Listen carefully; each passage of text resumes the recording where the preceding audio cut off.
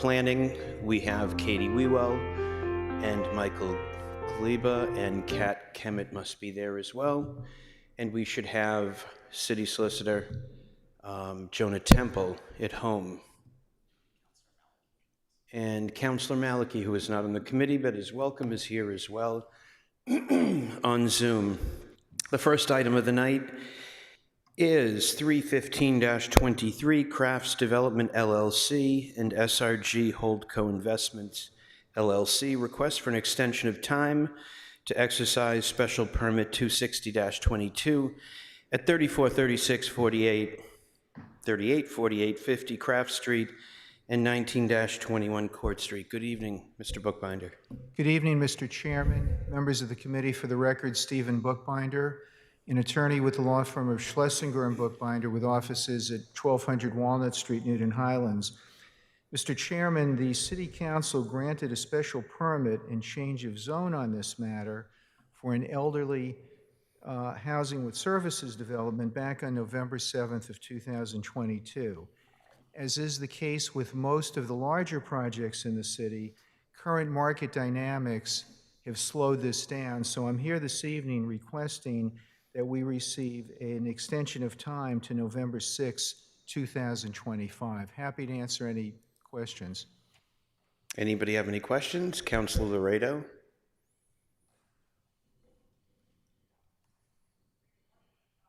So thank you, Mr. Chair. So Attorney Bookbinder, these are often fairly routine requests. We don't want to cause issues for developers who are actually going forward with their projects. But bluntly, your client now has multiple projects stalled all over the city, including a hole in Dunstan, which it's now selling to someone else, a Riverside project that's going nowhere, Santander Bank project that appears to be stalled, and now this one. So I have actually some very serious concerns as a matter of public policy of giving you another extension of a year without any plan for getting this work done. So what's the plan? Well, as with all of these projects, Councilor Laredo, they've been hit with a flurry of challenges, including the budgets for most of these projects have increased dramatically. In the case of Riverside, it was as high as 50%. Also, as you're probably aware, generally, interest rates at the moment are high and investors are skittish. So the hope is that if we had some time to ride this out, and we think this will happen, we think that most of these projects will get done, but it's going to take a little bit of time to let the market correct itself. I would also suggest that I think in this case, I don't think there's any downside in this case to letting the developer try to work this out with the team. Dunstan, we are hopeful that that is going to happen in 2023. And I am working on behalf of the prospective owner who plans to plunge ahead and start work immediately after the closing. They've actually filed a building permit application, and the Commissioner of Inspectional Services on that project has indicated that he is prepared to issue a building permit as soon as the requisite fees that are required under the council order are paid. We're anticipating that will happen sometime in 2024, Mr. Laredo. Mr. Temple, can I ask you a question, if I may? How many extensions can we grant of time? Is there any limit? There's no limit to how many extensions you grant, but the total amount of the time to exercise can't exceed 3 years. So you can do 1 year, 1 year, 1 year. For big projects, we've done 3 years up front, just at the very beginning. So I think here we've had 1 year and now they're asking for 2. So this would be the last one. This will be the last one? Yes. No matter what? That's right. And then otherwise they'd have to reapply for the permit, or we'd maybe just have to reopen the public hearing to extend it. So colleagues, I would be much more, I understand there's difficulties here, but it's not my prerogative to understand the internal workings of this particular developer, but this is a significant developer in the city who seems for lots of reasons, stalled. And I don't know why. Maybe market conditions, maybe other reasons, maybe a combination of both. I'd suggest we do no more than an additional 6-month extension, see where they are then, and have them come back, and we can decide how we're going to proceed. Well, Councilor Laredo, I'd ask you to consider this, and let me just say that I agree with Mr. Temple. As a matter of state law, the most you can grant is 3 years. At that point, we really have to refile and start all over. But I would ask, at a minimum, you give us 1 year, and then I think that's more realistic. I'm not sure things are going to be very different 6 months from now. Well, but maybe your client has a plan, okay? That's my concern here. But, look, this is the will of the committee. I think I've made my views known. And thank you very much, Mr. Chair, and thank you, Attorney Buchbinder. Thank you. As for my views, we have a set of rules, regulations, and laws which gives you 2 years. In my day job in real estate, I completely feel for you and understand what you're going through. It costs the city absolutely nothing to give you an extension and to give you the time to perform after what we've gone through with the cost of construction coming out of the pandemic and interest rates. I think we need to be supportive of you guys. Councilor Lucas. Thank you. I think yourself, Councilor Laredo, and Attorney Buchbinder pretty much summed up my questions and comments. So unless no one else on the committee has anything left to say, I'll move for approval. But I think you said for a year. We're requesting 2 years, but I would much prefer 1 year to 6 months. 1 year? 1 year. You want to move 1 year? Yeah. He was 2. He said he's comfortable with 1. Yeah. Okay, they're asking for 2, you're moving 1. Point of order, Mr. Chair. Do they have 1 right now and they're expiring next month? Councilor Laredo, we're coming up on the 1-year anniversary. We have to, under our rules, local rules, we have to exercise the special permit within a year. There is a provision in the ordinances that lets us request an additional 2 years for a total of 3. The 3 years is the period prescribed by state law. So there's a total of 3 years in play. We're coming up on year 1. We're really asking to get to year 3. So I would, if I may, Mr. Chair, I think in those circumstances, granting a year would be appropriate, no more than that. And, let's see where they are. Because I disagree that it doesn't matter, nothing's happening. If there's no approval, it very well may spark other action on the property that might get someone in there who actually could develop it. So it's not ideal to me, but I'll leave it to Councilor Lucas who's made a motion. Okay, we have a motion to amend this to 1 year instead of 2. Do we do this by hands or do we need a roll call? Okay, go ahead, do a roll call. Excuse me, we have Councilor Bowman just walked in.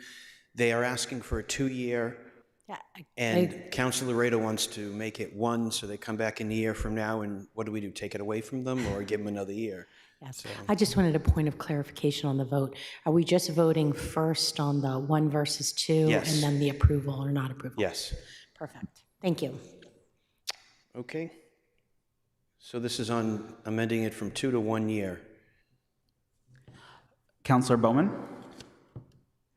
No. Councilor Downs, Councilor Greenberg, No. Councilor Kelly, No. Councilor Laredo, Aye. Councilor Lipoff, No. Councilor Lucas, Aye. Councilor Markowitz. Motion fails. Okay. Somebody please make a motion. Go ahead. Motion to approve the way it is with 2-year extension. Please call the roll. Councilor Bowman, Aye. Councilor Downs, Councilor Greenberg, Aye. Counselor Kelly, Aye. Counselor Laredo, Abstain, and I'm going to ask Mr. Matthews if you could notify the city clerk to place this on second call at our next council meeting. Counselor Lipoff, Aye. Counselor Lucas, Aye. Counselor Markowitz. Motion passes. Thank you. Mr. Chair.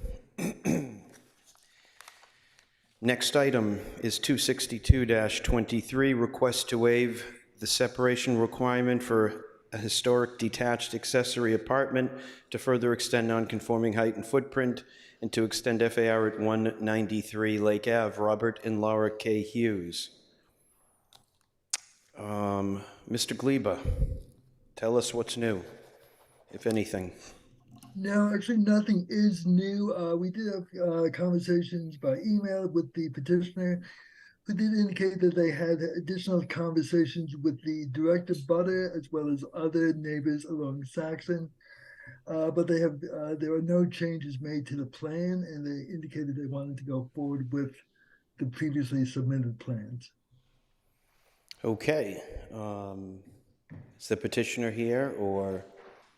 Yes? Good evening, Ms. Adams. Good evening, Chairman Lipoff and members of the Land Use Committee. For the record, my name is Kathy Winters. I'm an attorney with the law firm of Schlesinger and Bookbinder, with offices at 1200 Walnut Street in Newton Highlands. I'm here this evening with my colleague, Stephen Bookbinder, on behalf of Laura K. Hughes and Robert Hughes, owners of 193 Lake Avenue. We first met with the committee back on August 22nd. At that time, the committee voted to continue the hearing in order to give my clients time to meet with the abutters who had expressed some concerns over the project. Since then, my clients have reached out to all of their neighbors on Saxon Terrace, offering to discuss the project. We have talked to neighbors about concerns over the use of the carriage house as a detached accessory apartment and about living through the construction project. With regard to the proposed use of the carriage house, my clients are intending to use this for their large family, which includes 6 children. In the future, it may serve as an apartment for one of their adult children. They do not intend to use it for short-term or long-term rentals. I should also note that the existing carriage house is already set up as a detached 2-bedroom accessory apartment. We believe that the carriage house was historically used as a caretaker's residence when it was constructed in 1890, and that at some point it began to be used as a rental apartment.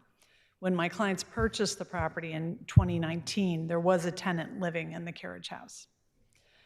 Therefore, this proposal is not a departure from the historic use of the property, and it should not impact the neighborhood. With regard to construction, we recognize that this is a very small cul-de-sac, and living through a construction project can be disconcerting. But unlike the Hughes' renovation of their main house, which was a multi-year project due to the interruption and delays of COVID, this is a much smaller project. Also, unlike the renovation of the main house, this time the Hughes will be living on site. They are committed to keeping the neighbors apprised of construction activity and to keeping an eye on construction vehicles to make sure workers are not blocking neighbors' driveways. We also met with Renda and Daniel Weiner, the neighbors at 24 Saxon Terrace, whose garage directly abuts the carriage house, and who are here this evening. The Weiners had specific concerns about how the renovation could affect their garage structure and about how it may impact their views of Crystal Lake.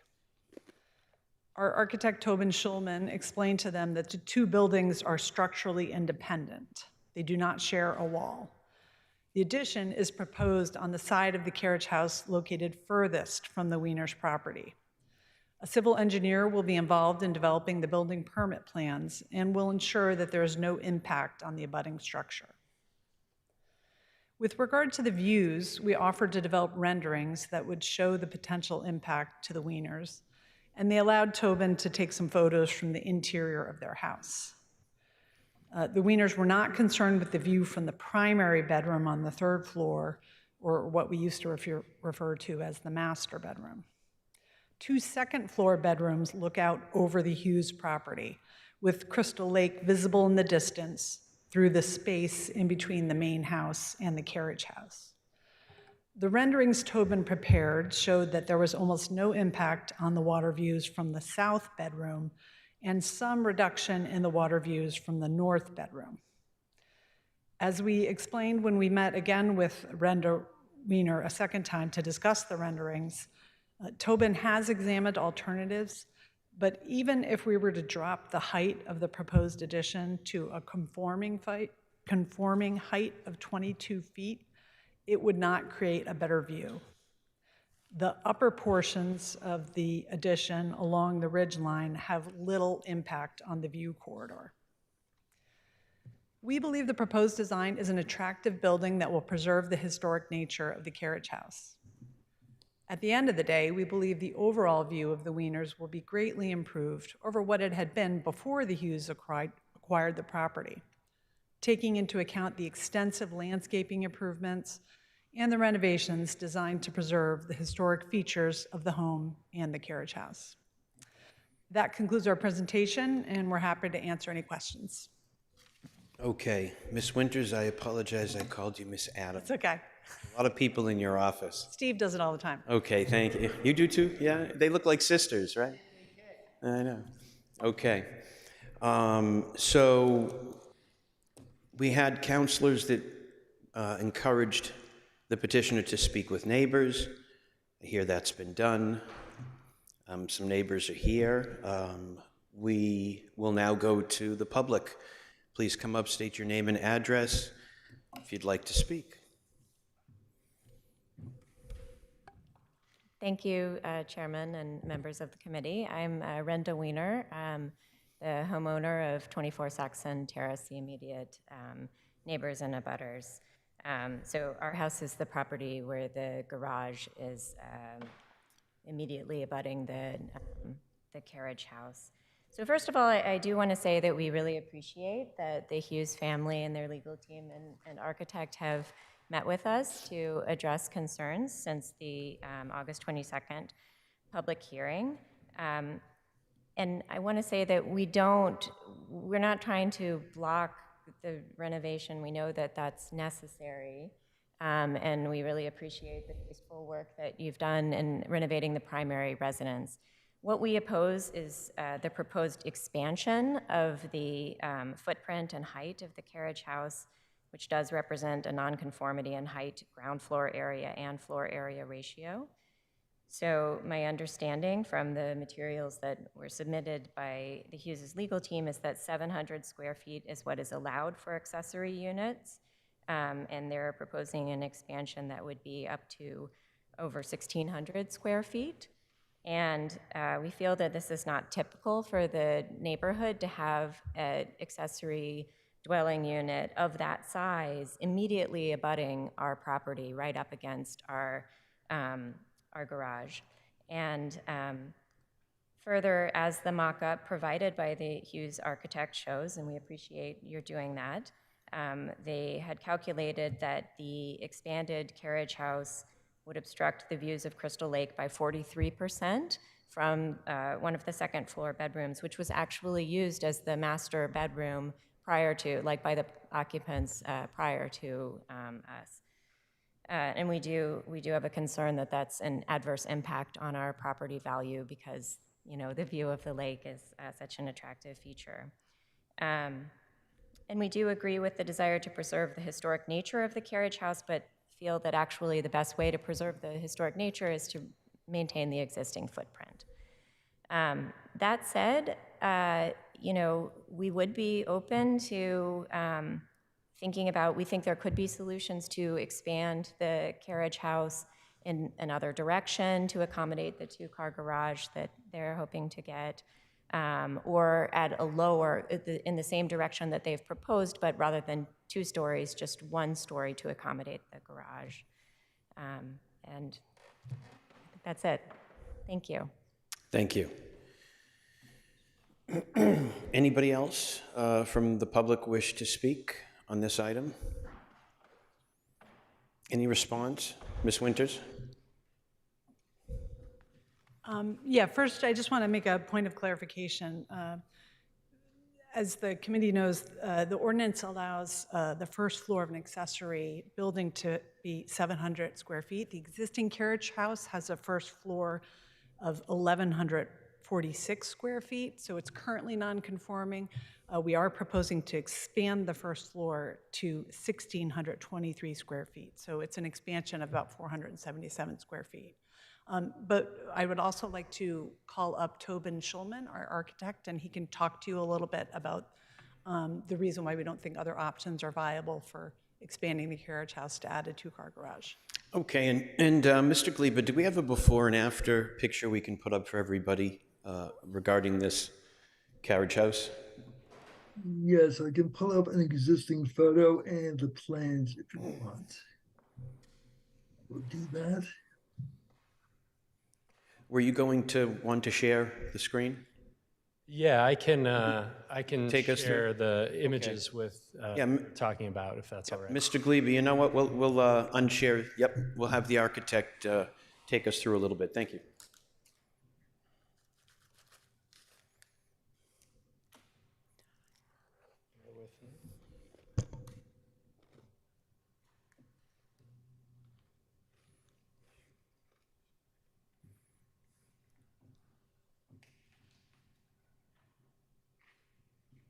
See how this goes.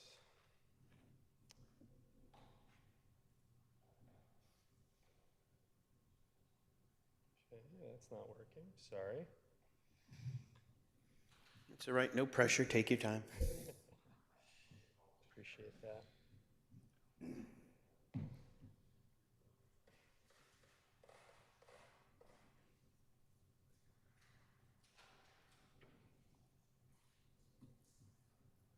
You were right there. You were almost there. I know I'm sorry, the screen broadcast seems to only want to broadcast the Zoom that I'm already on instead of the PDF that I have ready to go. So I apologize.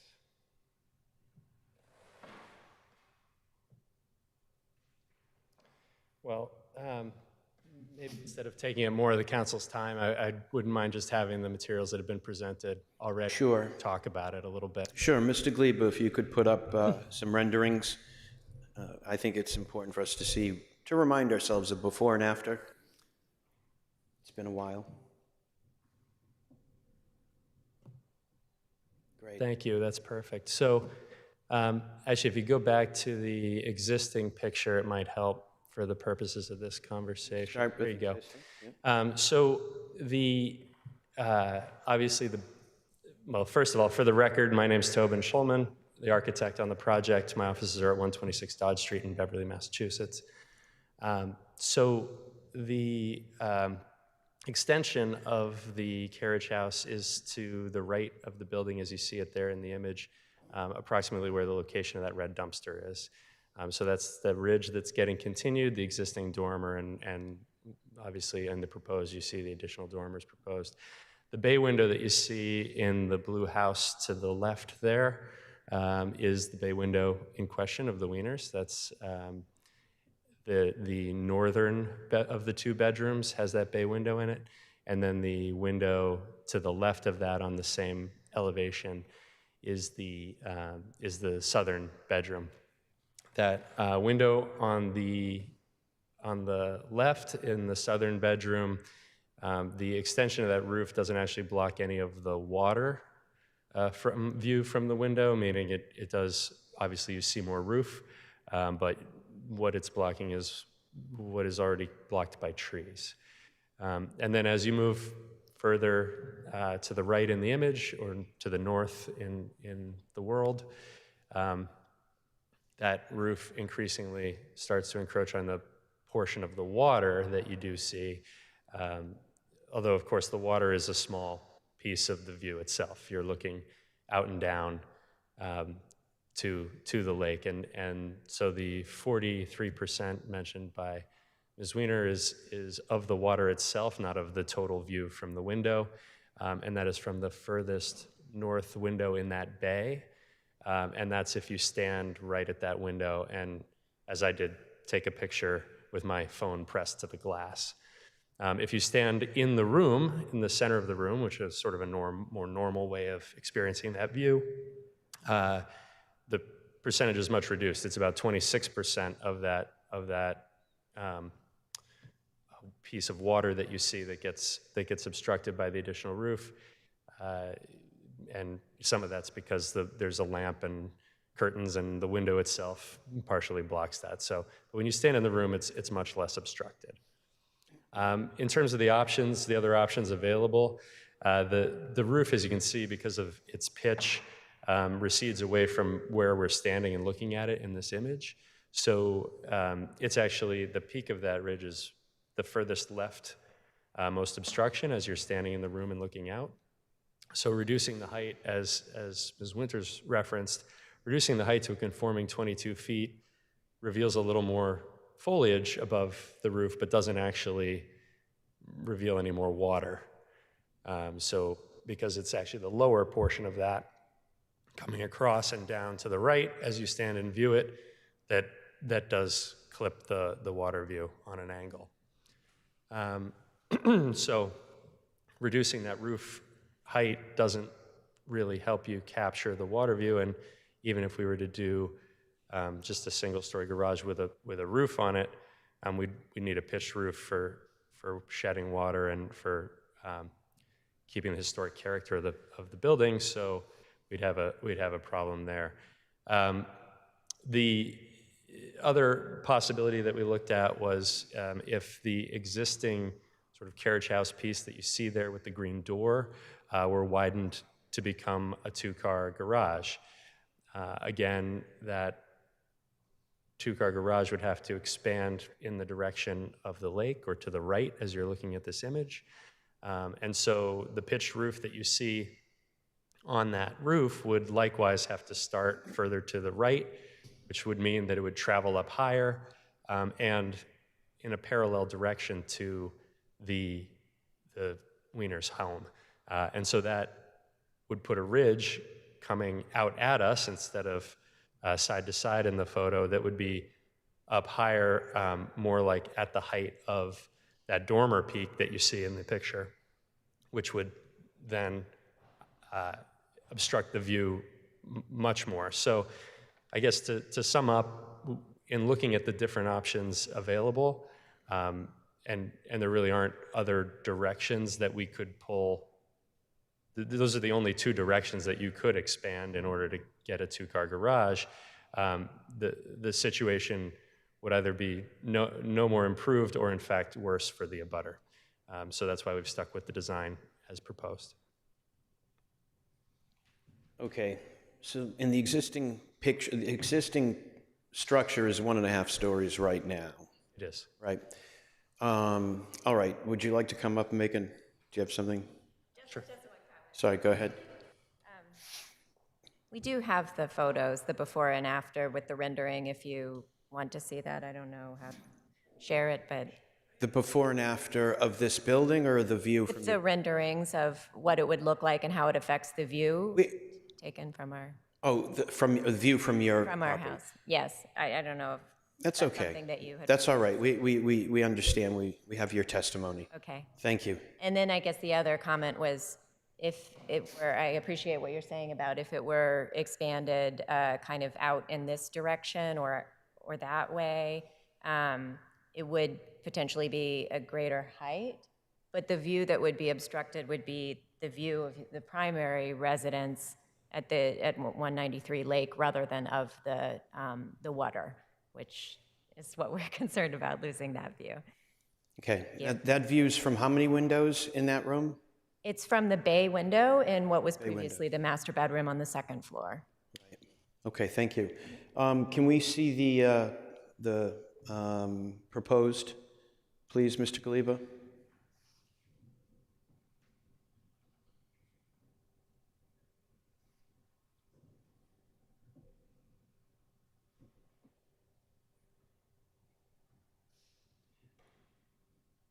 So the one you're pointing to right now is the front that we were just looking at, correct? Yes. Right, and that's the, So the addition is the area to, from essentially the end of this existing wall to the right. Anything above the new three garage doors. Mhm. Yeah, there's actually a line there just to the right of the cursor, or where it just was, sorry, on that elevation that shows where the existing building ends. So just further to the right there, further to the right, just kind of cuts through vertically through, there you go, that's it. Yep, right there. So to the right of that vertical line is the addition. So the right of that is the addition. Yes, sir. And where the garage is now will now have those two windows in stone that I'm looking at, correct? Correct, yes. Yes, you'll be stoning that up. Yeah, where the door is. Gotcha. Okay, does everybody understand that? I just wanted everybody to have a before and after. Okay? Anybody else from the public before we take it into the council? All right, councilors. Anybody have any? No? Yes? Councilor Bowman? Yeah, so I'm a little confused by the numbers that we heard from the neighbor. If maybe the team could respond to that, the total, you know, it sounded like the number that we heard from the neighbor included beyond the livable space and included the garage space as well. Is that?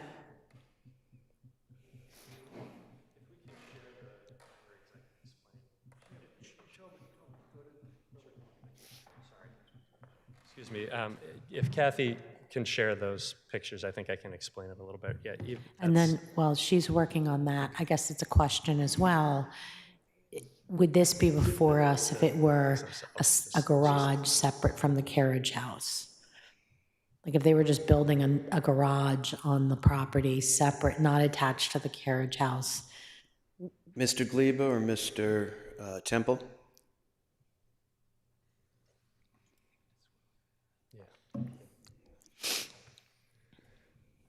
Mr. Gleba, the reasons why it's in front of us, there's an historic nature, but it also exceeds the apartment. So there will be a apartment up top, Right, accessory extra apartment, space. and it exceeds. It would be an accessory building more than 700 square feet. So it would at least need relief for that. It would be extending a existing nonconformity. As opposed to building a brand new garage on this location. So the picture we're looking at right now, Yeah, so this is one of the views that we shared with the Wieners. And so the total water view is this zone in here, and the outline in red represents the extended addition. And so the number, the percentage, all of this was to answer the sort of percentage question and give some clarity on that, was that this section of water view in here represents about 43% of the total water area here that you're seeing. And this is the view from the furthest left window in that bay, and standing right against it. As you move further to the right, this is a secondary image. You can see this tree is actually a good way to kind of track how we're moving across. So in the first image, we're there. In the second image, we're approximately there. And then, and again, that's actually a lesser percentage obstruction. And then when you get to the furthest to the right, is actually the view from that south bedroom. So that now it's all foliage through here. okay, thank you. Useful pictures. All right, Councilor Lucas. Oh, I didn't have my question. Were you done, Councilor Bowman? No, I didn't. I don't think I had my question answered about Sorry. the square footage of. I just need you to repeat to me. The carriage house today is how many square feet? So, Ms. Winter? Thank you, I can answer that. So currently, the existing carriage house, the total square feet is 1,417 square feet. The proposed addition would result in a carriage house of 2,145 square feet total. And that excludes the area for the garage? No, that includes that. That includes that. So, and just to clarify again on the relief that we're seeking, because we're using the detached accessory apartment historic carriage house provision, there's no limit on the habitable space that's allowed in the carriage house, but we do require relief because we are expanding that non-conforming footprint, which is over 700 feet. We are also extending the non-conforming height, which is over 22 feet. We're not increasing the ridge line, as you can see there, but because of the average grade plane dips down. We are also asking for relief on FAR. 0.35 is allowed, and this addition will increase the overall FAR to 0.37. Yeah. Okay, Perfect, thank you. That did answer my question very well. excellent, Thank you. thank you. Councilor Lucas? Yeah, question. We saw those renderings from the windows to Crystal Lake. Are those three views, those three renderings, all from the same room? They're all from that bay. Sorry, so the first two are from the north bedroom. They're from the leftmost bay window, the center bay window, and then the third image is from the next bedroom over. Oh, so it's different bedrooms. It's two different bedrooms. There are two different Okay, bedrooms. just wanted there, to, yeah, okay. Can you go back to number 2? I just want to Yeah. see it again, please. Yeah. Okay. All right, thank you.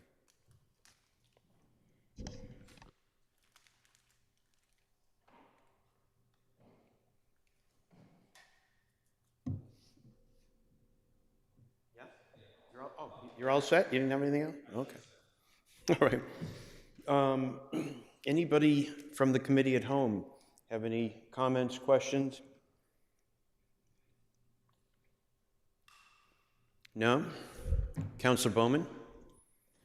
So I guess my comment is, I first want to compliment the design team, on this project, because I think it's very respectful of the historic nature of the building. And I think it looks like it might have looked originally if if that was there. So, I think from that aspect, it's very good. I recognize it's always difficult when you're taking something away. As I recall, this lot had a lot of trees on it before, so I don't know what the view was like before the landscaping was cleaned up. And I've only seen this property from Lake Ave when I'm biking by, and it's very beautiful what they've done. But I know that there are a fair number of trees removed from that, so I don't know if that matters. But while I'm sympathetic to the neighbor and the loss of the view, I do think that this is a nice project and a nice way to revive that carriage house. And I'm supportive of their desire to have an ADU for their very large family and their continued ability to live here and have all their family members live here. So I will be voting yes, and I'm hoping that my colleagues will join me. Thank you. Is that a motion to close the public hearing? Motion to close the publib hearing. And to motion to approve. approve, We have a yes. motion to close the public hearing. All in favor, say aye. Aye. Opposed? Aye. Abstentions? Public Aye. hearing is closed. We have a motion to approve by Councilor Bowman. Can we take a look at a council order? I will need to be able to share my screen. Yep. So the current share can end. Mm-hmm. Okay.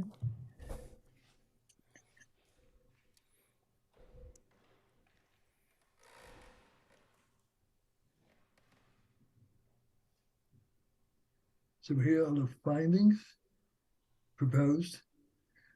That it's an appropriate location where the project is designed, and then in bold, given the topography and size of the parcel. Given those, it will have limited, if any, visibility from nearby public ways and/or residences. Similar finding for the next special permit criteria, whether it will adversely affect the neighborhood. It does reflect the existing historic structure, size of the parcel. The addition will again have limited, if any, visibility from nearby public ways and/or residences. No nuisance or serious hazard to vehicles or pedestrians. Access is appropriate. Then for the FAR expansion to 0.37, where 0.5 is the max allowed. It's consistent and not in derogation with other structures in the neighborhood. Because the addition is complementary of the existing historically significant accessory building. And then for the extension of the nonconformity, it will not be substantially more detrimental than the existing nonconforming uses to the neighborhood, as again, given the topography and size of the parcel, it will have limited, if any, visibility from nearby public ways and/or residences. So those are the findings and the standard conditions. All right, thank you. Any comments or questions before we vote? Nope. Mr. Clerk, please call the roll. Counselor Bowman, Aye. Counselor Downs, Counselor Greenberg, Aye. Counselor Kelly, Aye. Counselor Laredo, Aye. Counselor Lipoff, Aye. Counselor Lucas, Aye. Counselor Markowitz. Aye. Motion passes. Thank you very much. Good luck with your project. The next item is 309-23, Ryan McAllister, request to exceed FAR at 93 Ruane Road. Ms. Kemet.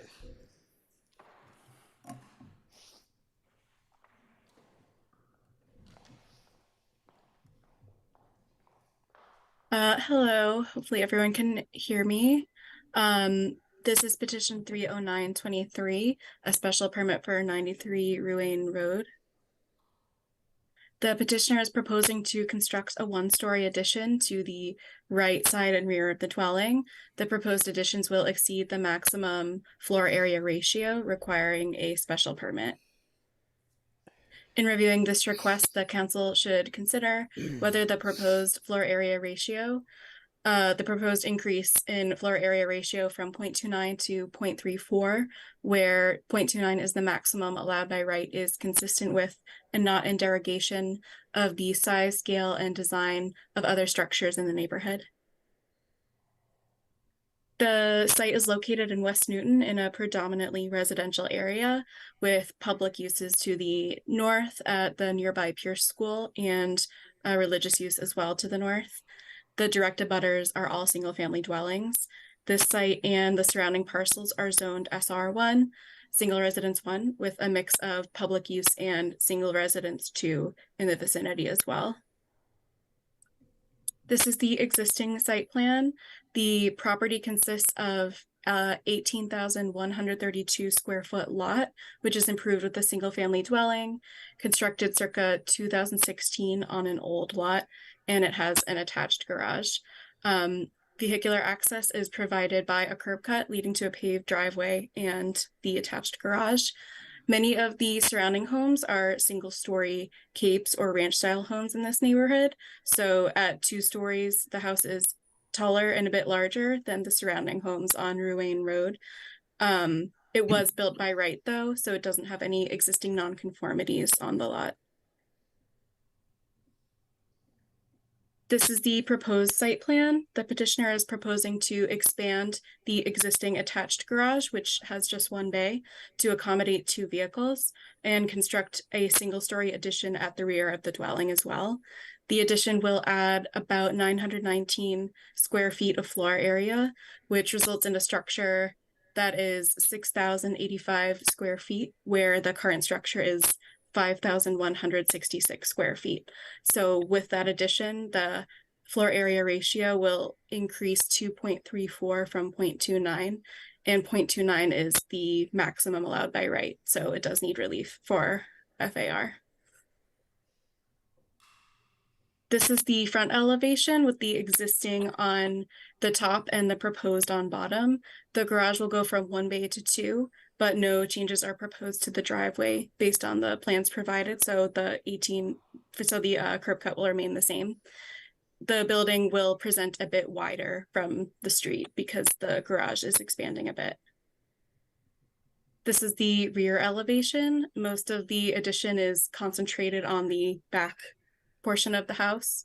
It projects back, though it does bring the building closer to the rear setback. It does not require any setback relief. It's well over the required rear setback, and it meets the other setback and dimensional requirements other than FAR as well. This is the right elevation. The addition will extend back on the right side. So you can see that extension at the rear there. And some erosion control is also proposed along this side and the rear of the site. And this is the left elevation. No changes really to the left elevation, but the extension out on the other side would be visible from the left side. So that is all that we have for now on that. Thank you very much. Is there somebody from the petitioner? Is that Mr. Sachs? Yeah, hi, everyone. Thank you for the time that you put in to these hearings. I'll be brief. Let's see, my client, it's hard to, without being, I mean, the building is relatively large by its own, without the addition, but it really is a fairly poorly designed layout, and the garage doesn't accommodate 2 cars. And then they wanted to have a family room in the back that looked out over the backyard and had its own entry into the house from the backyard. And so it improves the quality of the living in the house, albeit it does increase the size and requires a special permit. I have talked to the 4 abutters. Well, no, I've talked to 3 of them, but I've given all 4 of them the plans. To Sarkis Zeronian at 85 Ruane, he expressed concerns to me about drainage and the location of the dry well that we're installing, and wanted me to move the dry well 25 feet from where it's located in the proposed engineer's plan. And I've discussed it with Vern Porter. He is willing to move the dry well. It doesn't have any particular requirements to be exactly where it is. And so I felt that we could agree with Sarkis's request. To the left of the house, Robert Sua of 101 Ruane had no objections or of any kind, and I met Lev Vanovsky, 200 Temple Street behind. He felt it was fine, and I did not get a chance to talk to the residents of 190 Temple Street. Let's see, I think it's a fairly straightforward, one story, it doesn't tower over the one lot line to the right. I think we did a nice job with sort of adding some needed square feet to their house for program reasons, for their use of the house. They were the first residents of the house. They bought the house from the developer. They had nothing, they had no input into the floor plan at all. I think that's all I really have to say about it, and Okay. would prefer to answer questions. Great, thank you. It is a large addition and a large home, but it's also on a large lot of what is it, north of 17,000 square feet. All right, anybody from the neighborhood wish to speak from the public? Raise your hand at home or here. I don't see anybody. If you have, okay, Councillor Kelly will take it into the council.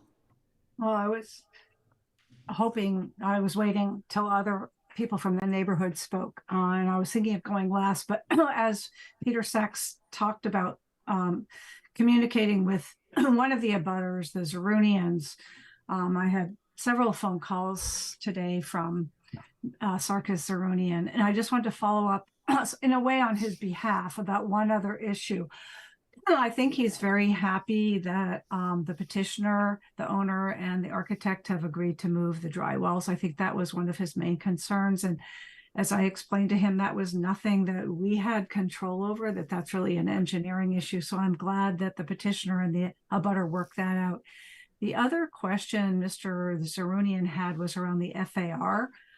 And he said, you know, you're going over the FAR. And I said, well, that's why people come for a special permit. But his question is, in what way is or is not the basement added to the FAR of in this or any other project? And that's probably something that planning, perhaps Kat could answer, just so that he can't be here tonight. And I want him to know that we talked about it and addressed it so that it wasn't an ignored factor in his concerns. So could somebody just talk about how FAR is calculated in this specific case? Yeah, Mr. Sachs, I would bet you would, at your fingertips, let us know whether or not the basement is exposed enough in any way that it's included in the FAR? No, it's not. It's not. Okay, there's your answer. Yeah. So his question is, what's to stop them from developing or finishing it in the future? They can do whatever they want with their basement. And it doesn't affect anybody. It doesn't affect the massing of the house or the livable pleasure of anybody that is looking at the home or surrounded by it. Really? Right? Yeah. Just as a neighbor constituent, I just wanted to put forth these questions so he felt that we had considered them. Thank you very much. Thank you, Councillor Kelly. Anybody else have any questions or comments on this? I don't see anybody. Is there a motion to close the public? Oh, I've got Councillor Maliki. Late to the trigger there, Councillor Maliki. Go ahead. Yes, looking for the right button there. I just a couple of questions here, and I'm always sort of concerned with increasing footprints in situations like this. Are there any trees being removed for this expansion? No. Okay, that's good to hear. It does. How much loss of green space is there? 900 square feet approximately. Mm-hmm. Of the 17,860 square feet, just for reference. Okay. Go ahead. And do you have a plan that shows the new location of the? I was surprised to hear it called the dry well. I thought there was sort of a fancier, newer name for it.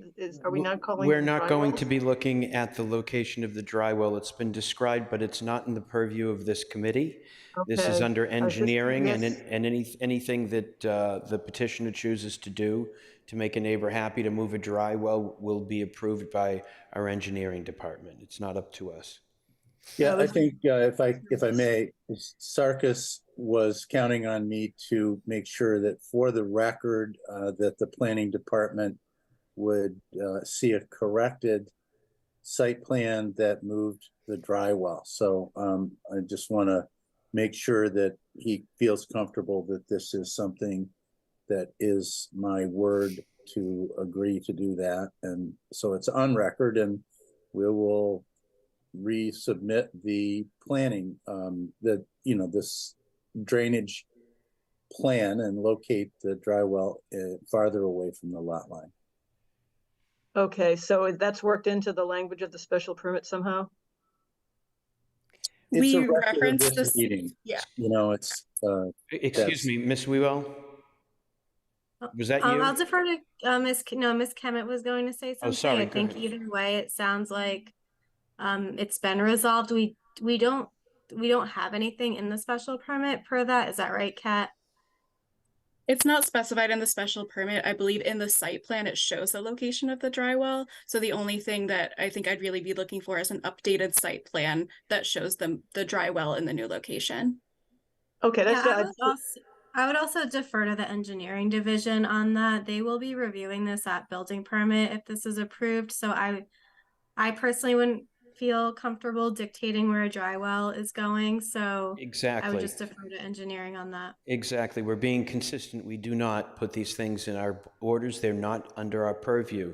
We've just been alerted that there's been some discussion and agreement with where a dry well goes, and that site plan will be changed. That's between the neighbors. And ultimately our engineering department to approve whatever water retention plan is ultimately approved.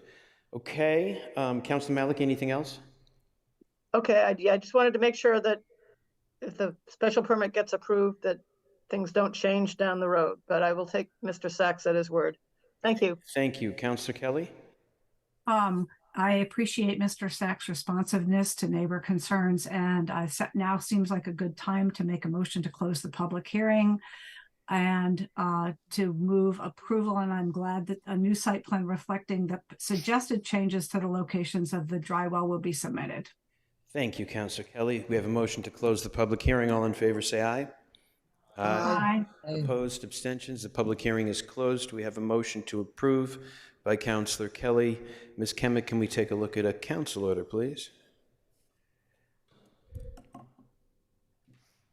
Yes. So for findings, we have one, the structure that would result from the proposed increase in FAR from 0.29 to 0.34, where 0.29 is the maximum allowed by right, will be consistent with and not in derogation of the size, scale, and design of other structures, in that much of the addition will not be visible from the streets, given that it will be located in the rear of the existing dwelling.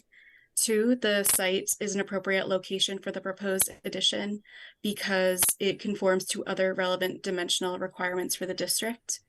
3, the addition will not adversely affect the neighborhood because it is subordinate to the principal roofline of the dwelling. 4, there will be no nuisance or serious hazard to vehicles or pedestrians because the curb cut will be maintained in its current state. And 5, access to the site over streets is appropriate for the types and number of vehicles involved. And for conditions, it's plan referencing and standard building and occupancy conditions. Excellent. Thank you very much. Mr. Clerk, please call the roll. Councillor Bowman, Aye. Councillor Downs, Councillor Greenberg, Aye. Councillor Kelly, Aye. Councillor Laredo, Aye. Councillor Lipoff, Aye. Councillor Lucas, Aye. Councillor Markowitz. Motion passes. Thank you very much. Good luck with your project. Okay, thank you all. Okay, take care. Bye. Next item, 310-23, Larry Smith, request to allow parking in the front setback at 70 Kingswood Road. Ms. Kemet?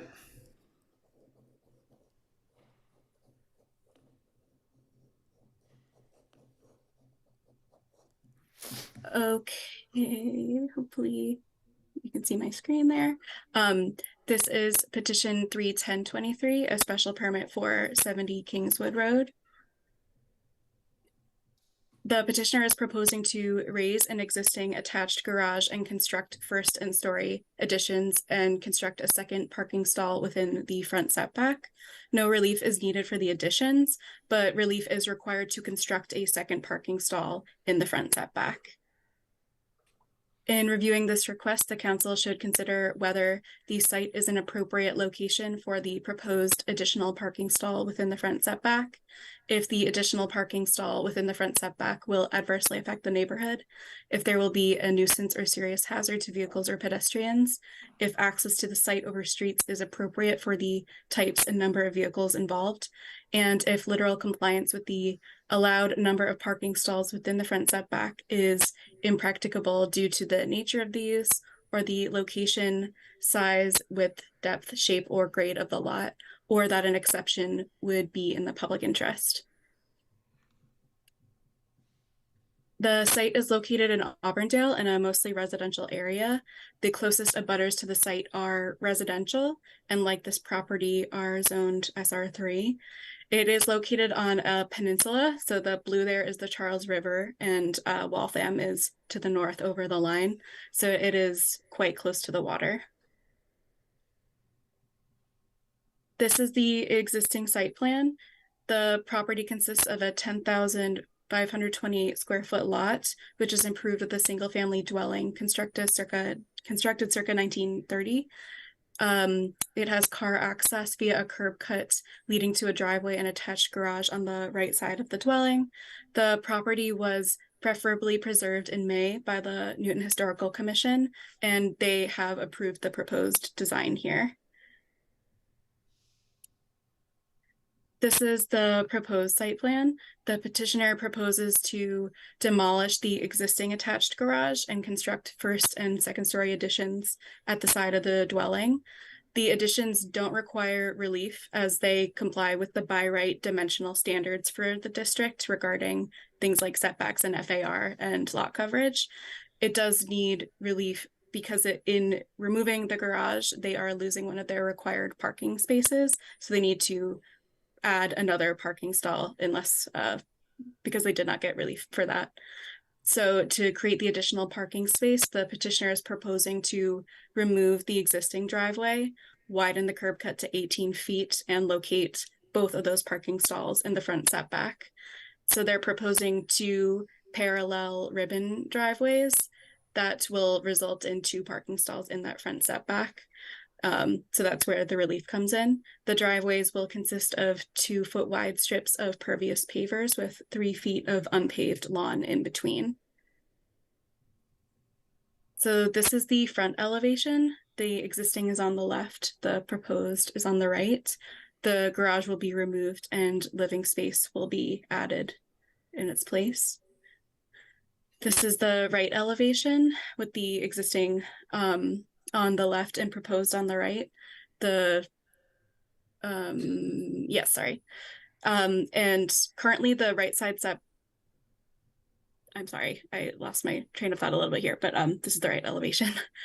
Planning staff are not concerned with the work proposed. The location is really close to the Charles River and it has steep topography. So the area of development is limited on the lot, so finding another location for the required parking stall would be challenging.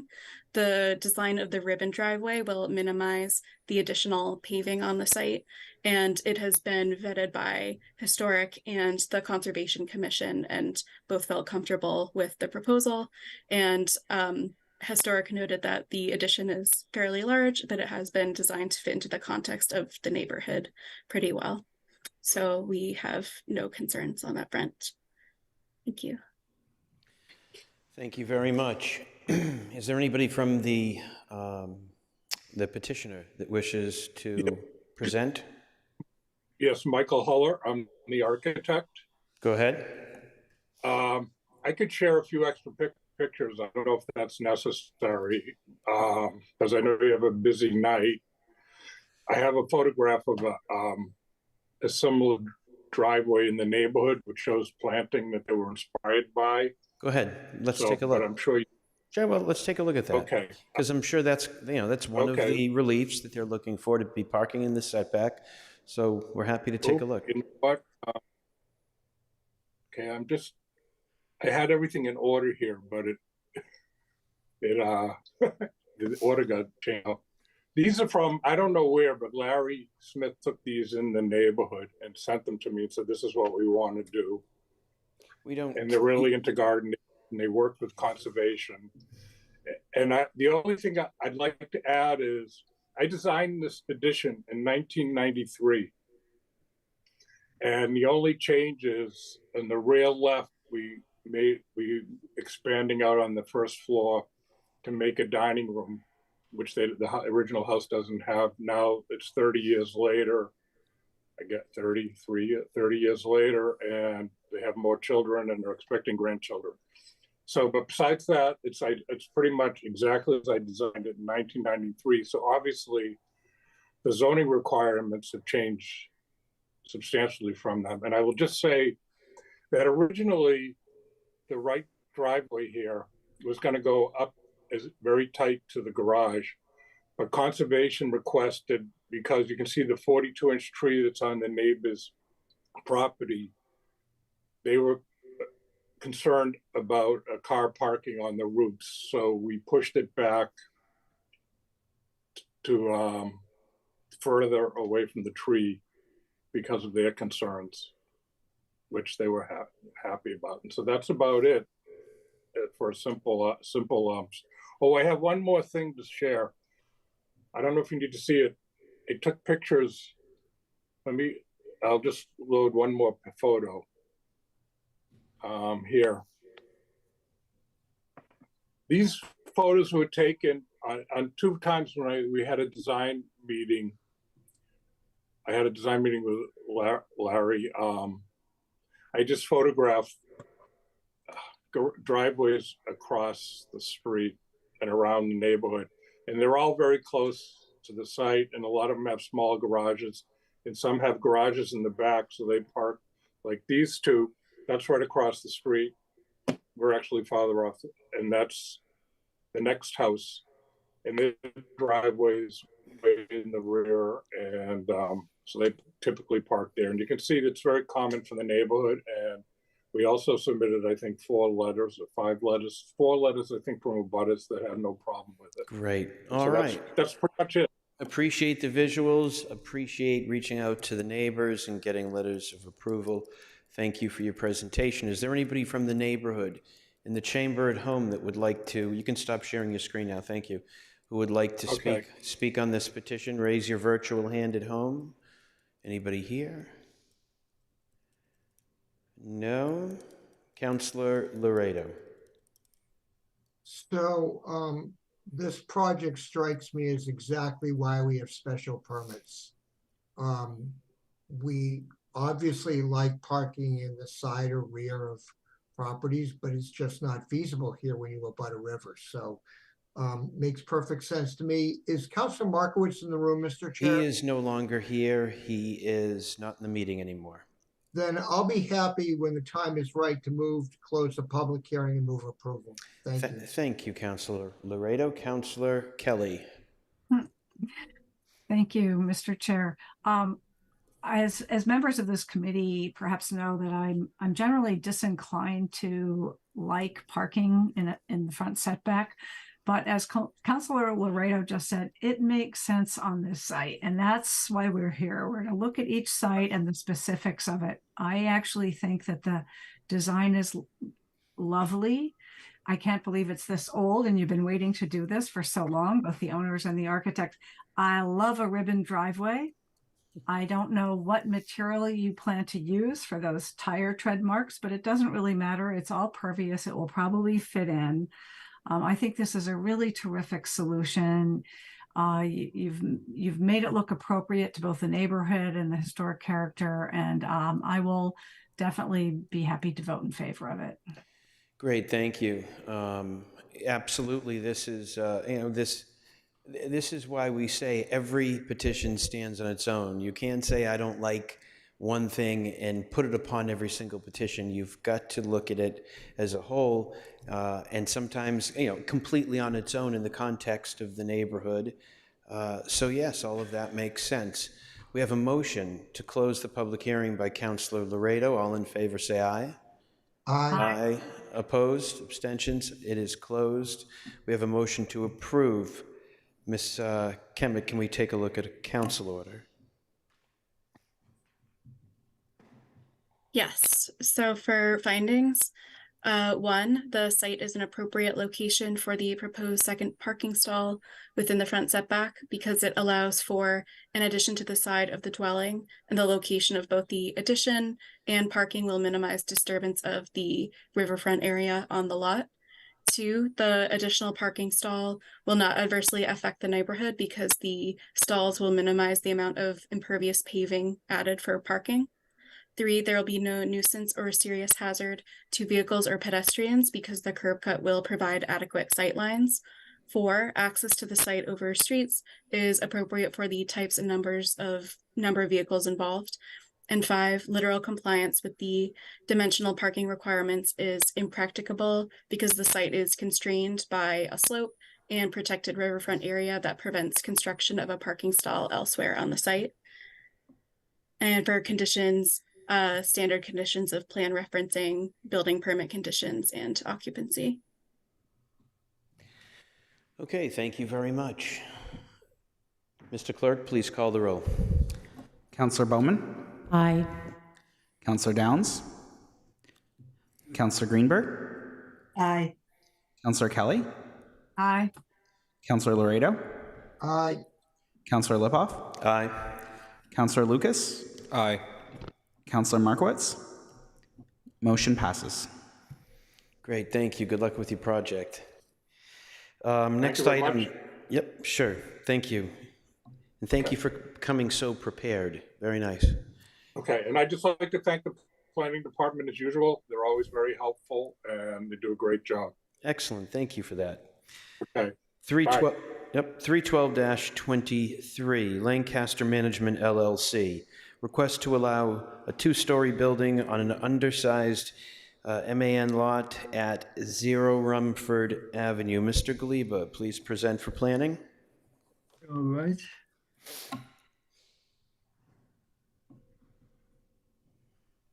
Okay, so as mentioned, this is a vacant lot in the manufacturing district. The zoning relief is needed. Well, I should just go back.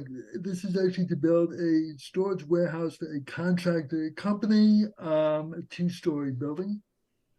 More detail on that later. So the zoning relief that's needed is to request to extend a non-conforming contract to yard use to allow that two-story, 23.1 foot high building in that undersized commercial lot, to allow an FAR of 0.73 on an undersized commercial lot, to reduce required width for a driveway for one-way traffic, to allow a driveway entrance and exit widths exceeding 25 feet, and to allow parking that requires the moving of one vehicle to accommodate another vehicle. So the criteria considered is as shown. First is essentially the extension of the nonconformity criteria, whether the proposed tree service contractor's office and storage facility would not be substantially more detrimental than the existing nonconforming uses to the neighborhood.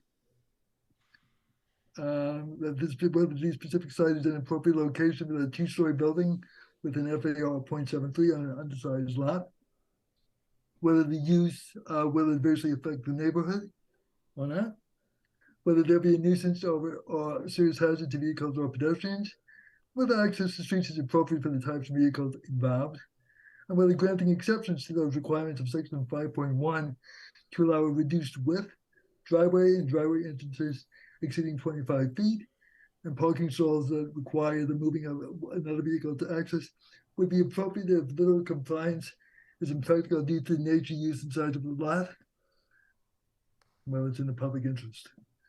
So here's an aerial map showing the location. The property is in blue.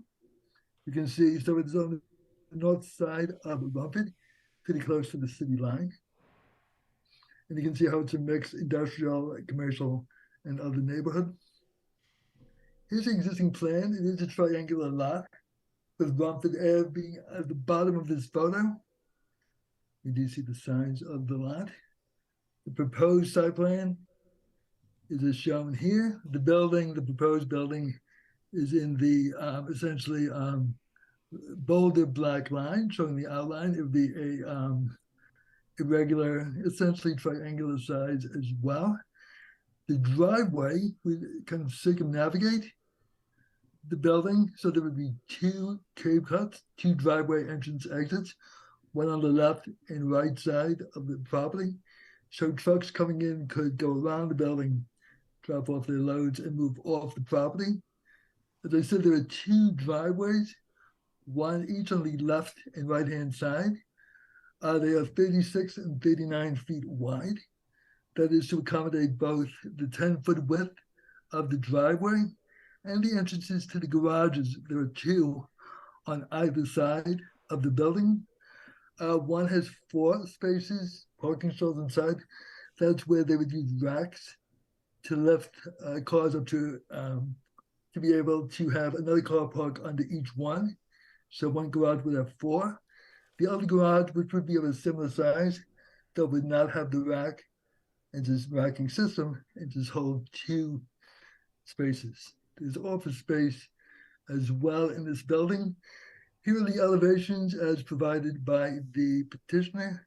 The front elevation is on the bottom right. That is what would face Rumford. And here you see the height, and you see the 2 entry, the 2 garage doors, one on either side. The rear elevation also has a garage door as well.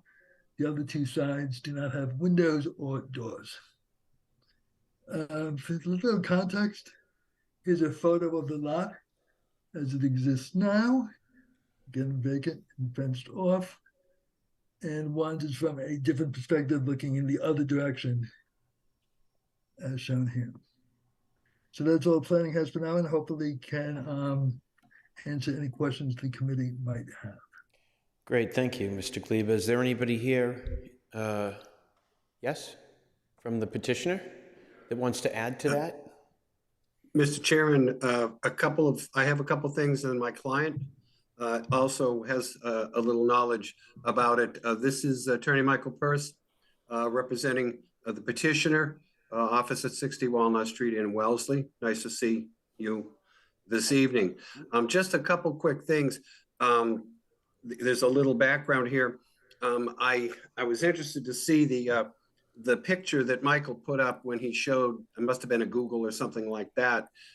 You can see what the site had been used for. This has been a non-conforming, like contractors or haulers yard for decades. And you saw what it looked like before my client bought it a few months ago. So it's been a heavily used property. If these permits are granted, will give us the ability to clean it all up, add for the first time drainage, sidewalk along the front. It's all been reviewed by John Daglian, and Michael Cosmo has no issues with John's recommendations. A couple of quick things. This is really in an industrial area. That white building that you saw on Michael's pictures is mostly in Waltham, a little bit in Newton. That is actually another landscaper's building. And then around the other 2 sides is the heavily vegetated parking lot of the Cafasso office building.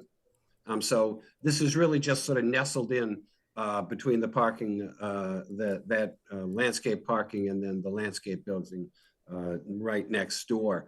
A couple other things, just the building is primarily used to store Mr. Barrett's equipment. And so the way this will operate, and he operates another building like this in I want to say Medford, he'll correct me if I'm wrong. So basically what will happen is that the equipment will be in the building overnight. The men, women, if they're women, I don't know, will come to take the equipment out during the day and put the cars there. And then when they come back, they will take the cars away and they'll put the equipment back. And then it will just sit quietly, so like a storage space building, that nobody's visiting it at night. So it's important to understand that, and so, excuse me, that's why it's designed the way it is, with the wide driveways and all, for easy and safe and convenient access. It looks like a lot of special permits, but as Michael correctly read as he went through it, I like that he mentioned it every time. It's because this is a substandard lot. that the city brought in, many decades before some of us, not me, sub 10,000 square foot. And as a result, it has some of its own special controls. Like, for example, it doesn't have a 1 FAR, it has a 0.7, a slightly lower FAR to reflect that the lot is smaller and there may be needs to get special permit, as the chairman talked earlier about, the value of special permits. It could have been Mr. Laredo, to be site specific. So I think that's important. It's a legally non-conforming use. It went through review both with the chief zoning code official, Jane Sanasuaso, and then with Commissioner Lojek. Excuse me, he actually issued the letter approving the non-conforming determination to Terry Morris, because Terry was involved because he was the zoning attorney for the seller. So he was the one that requested it.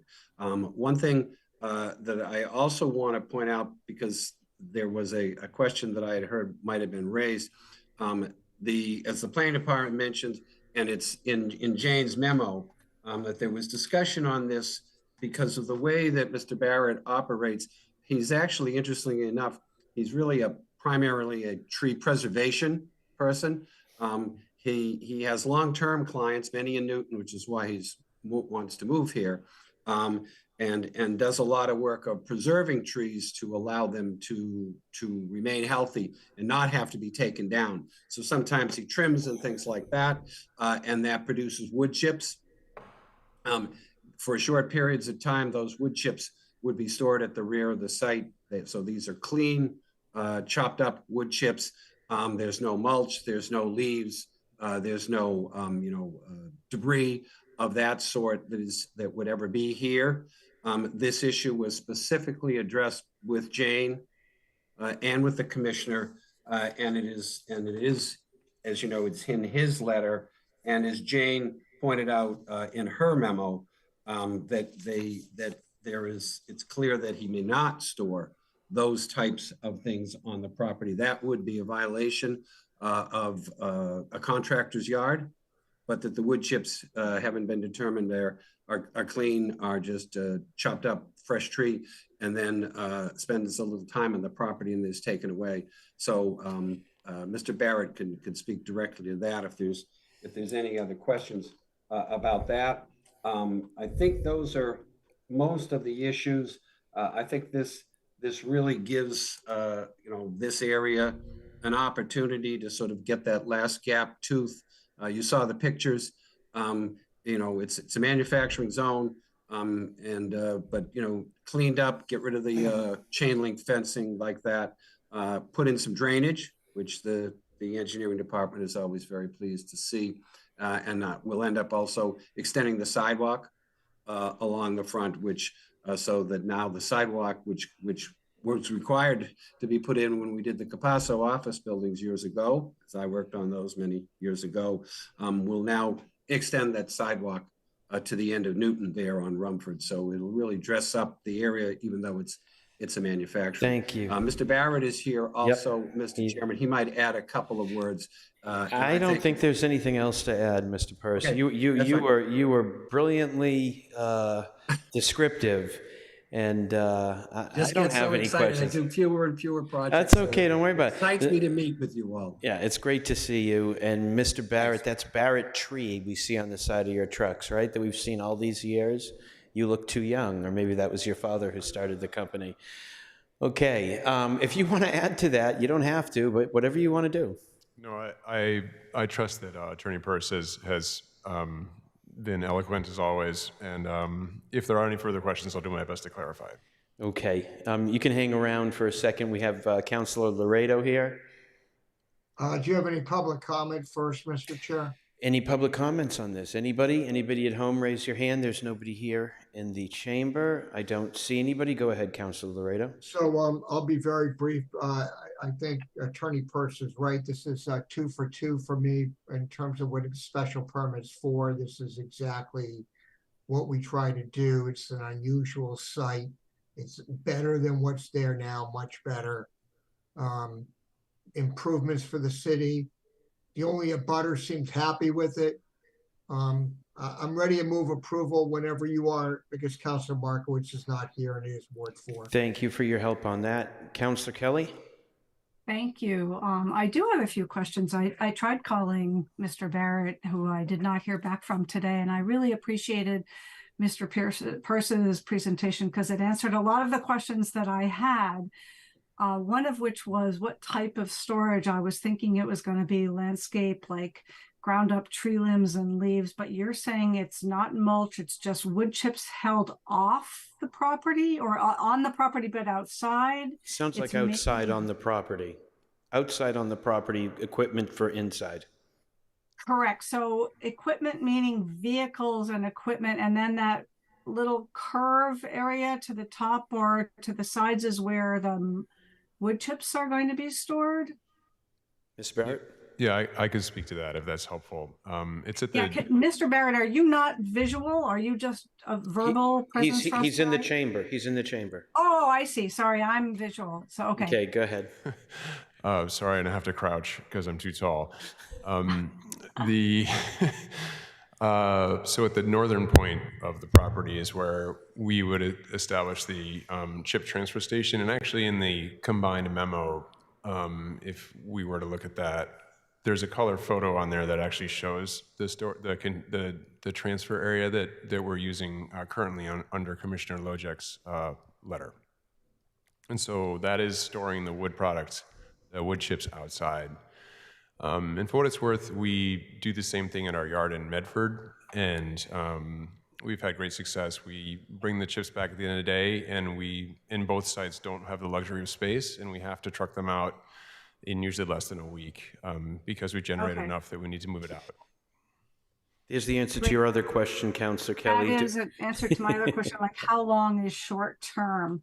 So it's not really organic materials, nothing inside the building, just equipment and vehicles inside.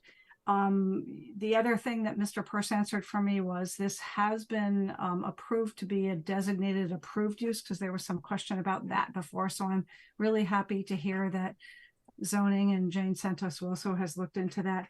My only other question is around the driveway. Is there, and I might just be missing something really important here about the operations, but why can that not be a one-way in, out, narrower, less pavement drive? Why does that need to be such a wide driveway with such wide curb cuts and two-way? There's probably a functional answer to that, and I'm asking, honestly, naively, just wanting an answer. It just looks like a lot of pavement for an in and out loop, or what could be an in and out loop. My bet's the size of equipment. Yeah. You think? That's what I wonder. Let's Yeah, hear. that's a great question. So the trucks we have, they tow the chipper. And so to get them in and off the property, we need to drive in one side, turn around make the turn behind the building, then drive out. We cannot turn them around behind the building. Well, why couldn't you just go in and all the way around and out is what I'm asking. I think that's the intent. We're going to go in one side and out the other. Is that what you're saying? Yeah, so it could be a one-way driveway rather than a two-way driveway, which could be narrower. No?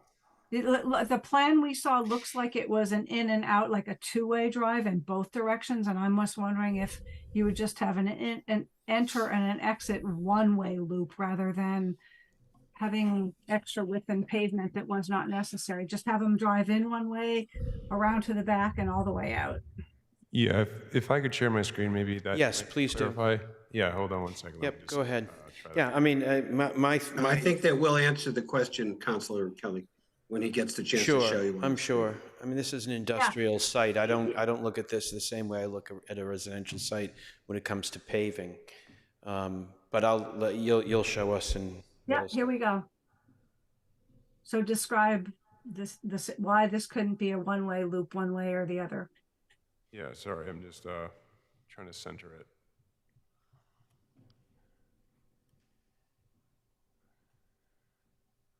All right, so if we're coming in on the, so can you see my cursor here over on the right border?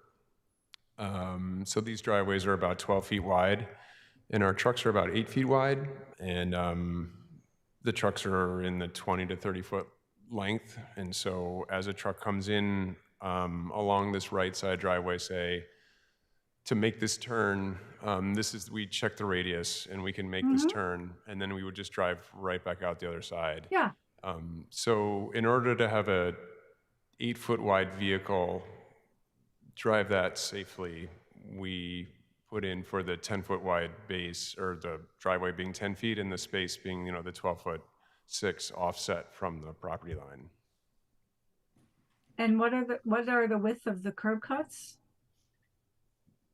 The curb cuts, I think they're listed at 37. Madam Chair, Go ahead. I think that it may be that the curb cuts allow for the easy in out off the street, but as you see from the plan, the actual driveway is only 10 feet wide. It's actually narrower than a lot of private driveways in people's homes.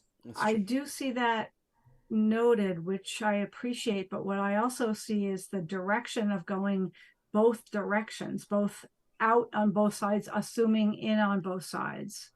I think, and I'm wondering why you wouldn't just limit it to in one and out the other and just have it all be a one-way loop. Go ahead. I understand that trucks Mr. of Barrett's that going to, length. Mr. Barrett's going to answer the question. Go ahead. yeah, I'm wondering if All right. perhaps, are you referencing these arrows? Yes. Okay. I think those Yes. are referencing a slope of. It's just a slope, it's not direction. Correct. Yeah. So is there a one-way in and out? Is this a one-way loop? Correct. Yes. That would be helpful to be shown. Okay. We can certainly do that. Yes, the Counselor. That's the idea would be to come in on the right-hand side, Okay. drive around it, and come back out on the left-hand side. I am good with this then. Thank you so much. Right. Thank you. Okay, thank you for getting the questions out. Thank you, Councillor Kelly. I don't see anybody else want to speak. Anybody want to make a motion? Mark? I did make a motion, Mr. Chair. Yes, you did. It feels like it's been so long I forgot. It's just my old brain. All right, thank you. So we have a motion to close the public hearing by Councillor Laredo. All in favor say aye. Aye. Opposed, abstentions. The public hearing is closed. We have a motion to approve from Councillor Laredo. Can we take a look at a council order, please?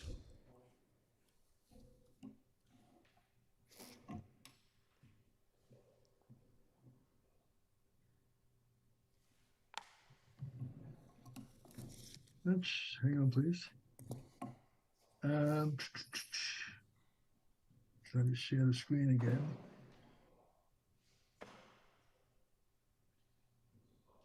Sorry.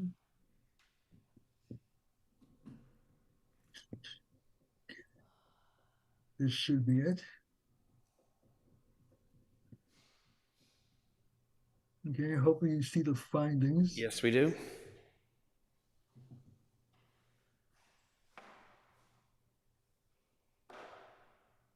That the extended non-conforming use is not substantially more detrimental than the existing one, given its location in a mixed commercial and industrial area, and because operational requirements provided by the NZO as further identified by the Inspection Services Department requires the use to mitigate potential negative impacts. The specific site, and then for the special permit criteria, that the specific site is an appropriate location for the two-story building as designed, of a height of 23.1 feet on an undersized commercial lot with an FAR of 0.73. It's an appropriate location because given its location in a mixed commercial and industrial area due to the unusual triangular shape of the lot. It will not adversely affect the neighborhood given its location, again, kind of repeating the same finding as the first finding.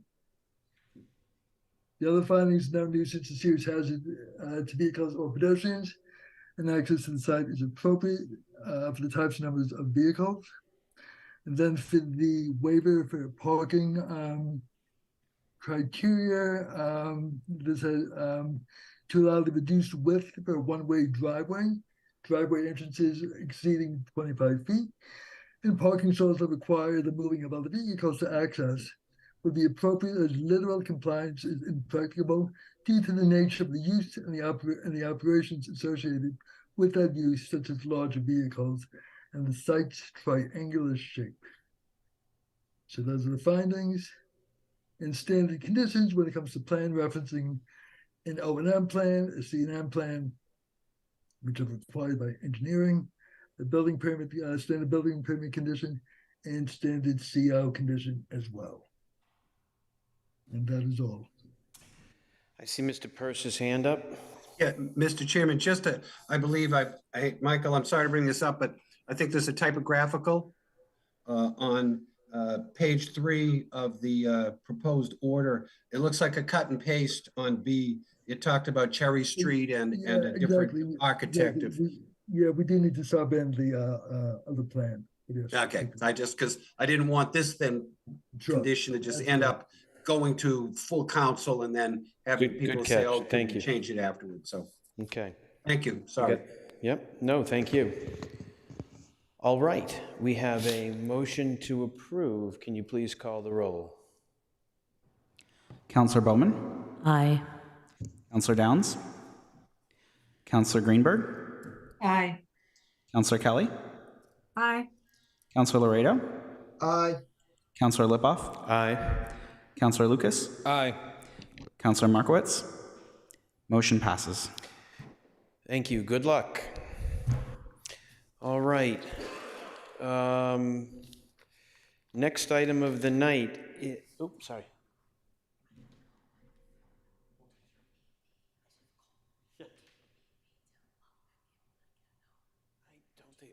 We have a quorum without her. We're okay. Okay. Sorry. All right. We have 313-23 Walcott Corporation. Request to add 48 patio seats and remove 8 parking stalls into amend special permit 17298 Prince 2 at 9-13 Kenneth Street, 118 Needham Street. And Ms. Kemet, go ahead. Yes, hold on one moment. Okay, this is petition number 313-23 at 913 Kenneth Street. Special permit 17298 was granted in 1998 and allowed for the restaurant use on the site to expand to 74 seats. That special permit was amended in 2009 to allow for 99 seats and a waiver of 10 parking stalls. The petitioners are now proposing to amend their special permit with site plan modifications to convert parking into 48 outdoor dining seats. That would bring the total number of seats at the restaurant up to 147. They're proposing to remove 8 stalls to make room for that outdoor patio. To do that, they need a waiver of 25 parking stalls and to amend the approved site plan to reflect the creation of that outdoor seating area. In reviewing this request, the council should consider whether the site in MU2 is an appropriate location for the amendment to special permit 17298. If the requested amendment and subsequent parking waiver will not adversely affect the neighborhood, if the requested parking waivers will not create a nuisance or serious hazard to vehicles or pedestrians, if access to the site over streets is appropriate for the types and number of vehicles involved, and if literal compliance with the required amount of parking is impracticable due to the nature of the use or the location, size, width, depth, shape, or grade of the lot. The building is located on Needham Street on the east side of the corridor. This is in an area with a lot of different uses, including single and multi-family residences, mixed-use structures, commercial uses, and open space.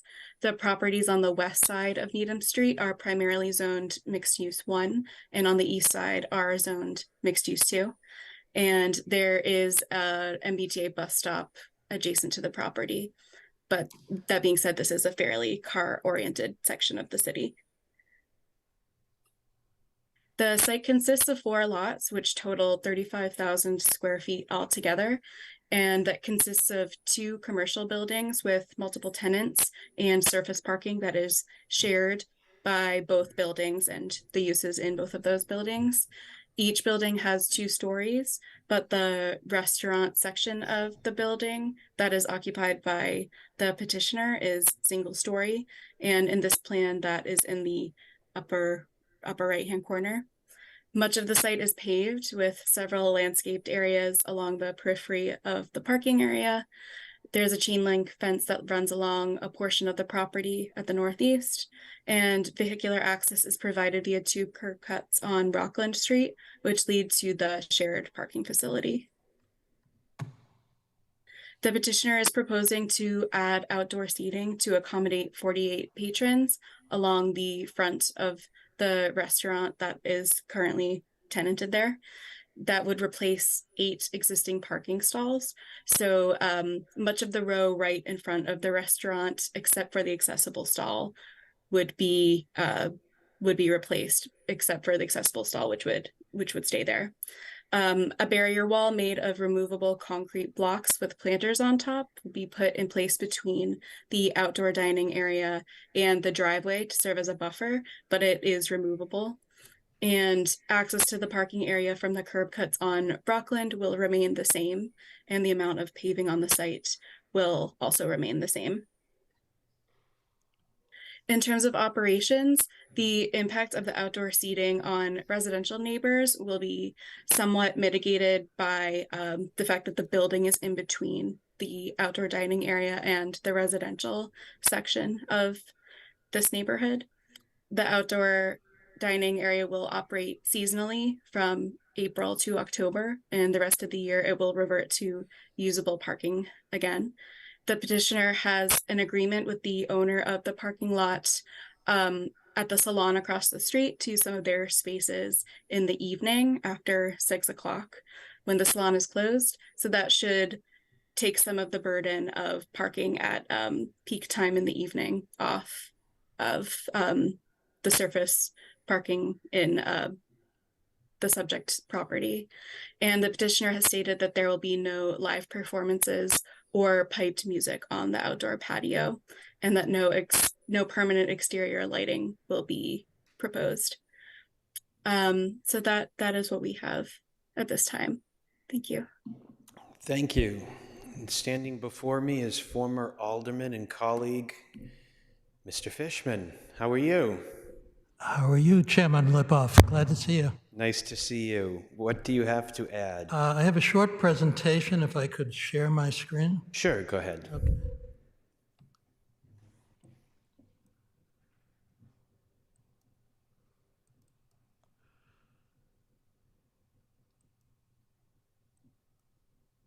So I'm here today representing Walcott Corporation, who's the owner of the property, and the manager of 118 Kitchen and Bar, Bora Goyman.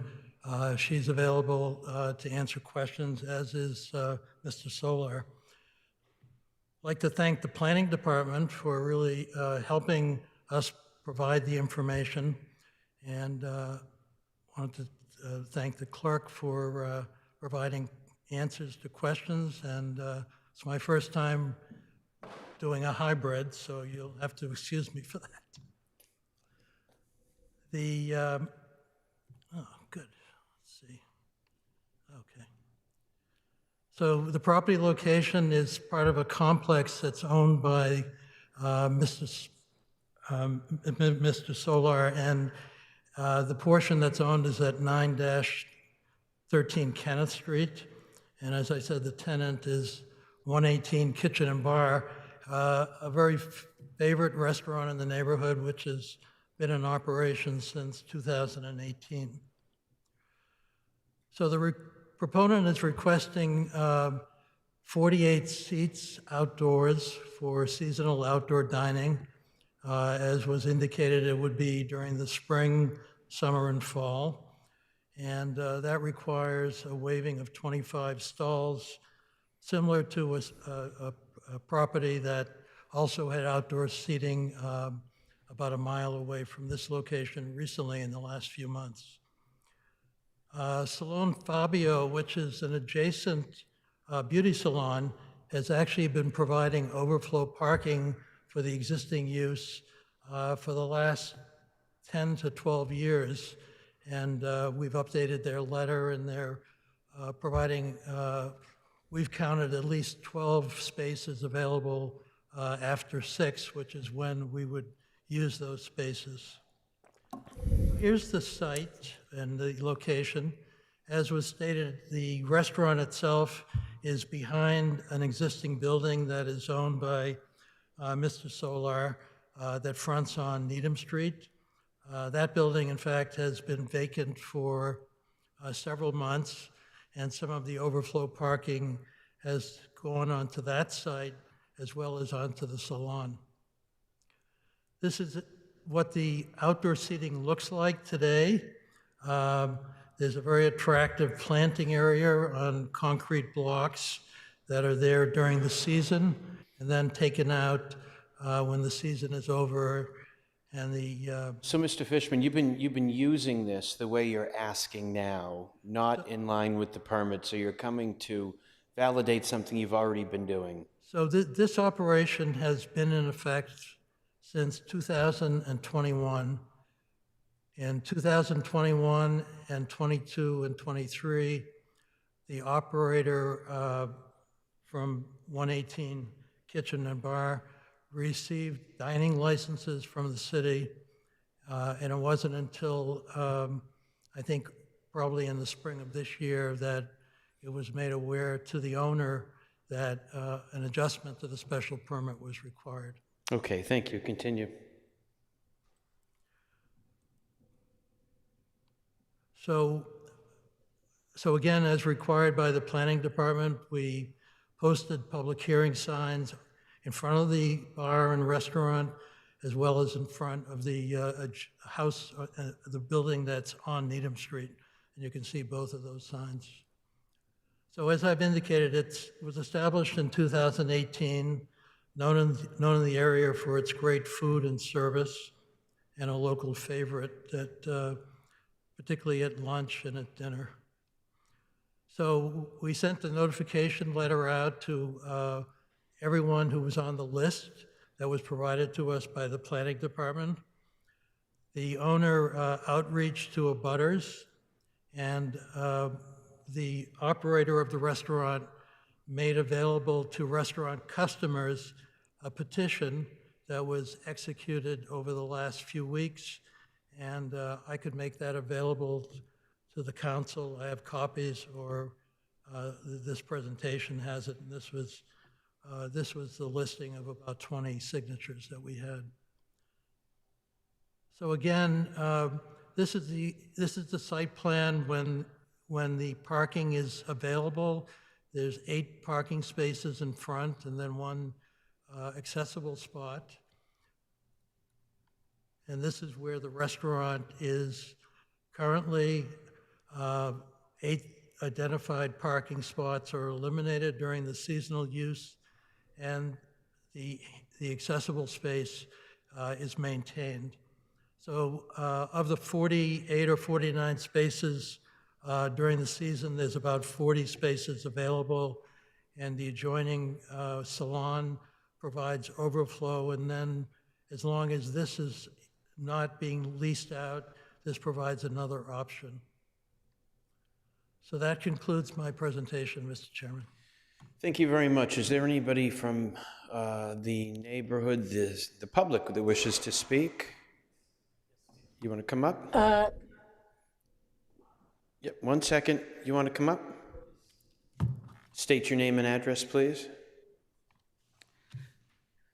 Mr. Chairman and Council, thank you for giving me this opportunity. My name is Sebastian Joseph, and I am living just across the facility, the 118 kitchen. That is 20 Kenneth Street, Newton, Mass. Mm-hmm. So one question I have is actually related to, I'm new to these proceedings and things, so I may be asking some silly questions, so hopefully it's okay.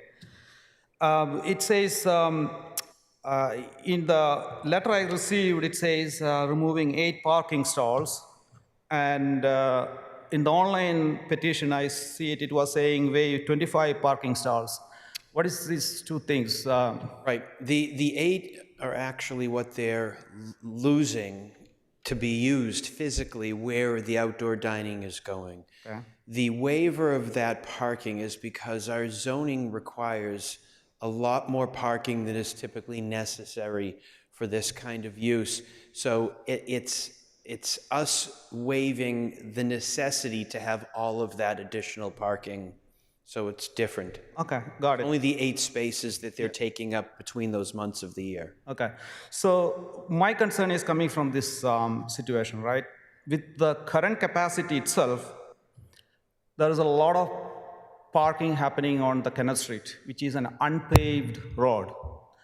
And there is no parking area on the right side, opposite side of where this facility is. Even though this facility address is whatever is there, it is actually the opening, if you see it, is on the other side. It is the back side is what the address is given, but the real front side is outside near to the parking lot. So what is happening is people will come and park on the Kenneth Street side of the facility, that is the subject property. We are fine with that. But in the opposite side of it, it's a no parking, it's permitted a not parking area. It is, people will come and park even below that no parking sign at this point. Sometimes I have to go and ask, hey, why you are parking in front of my house? I happen to be just adjacent to my house.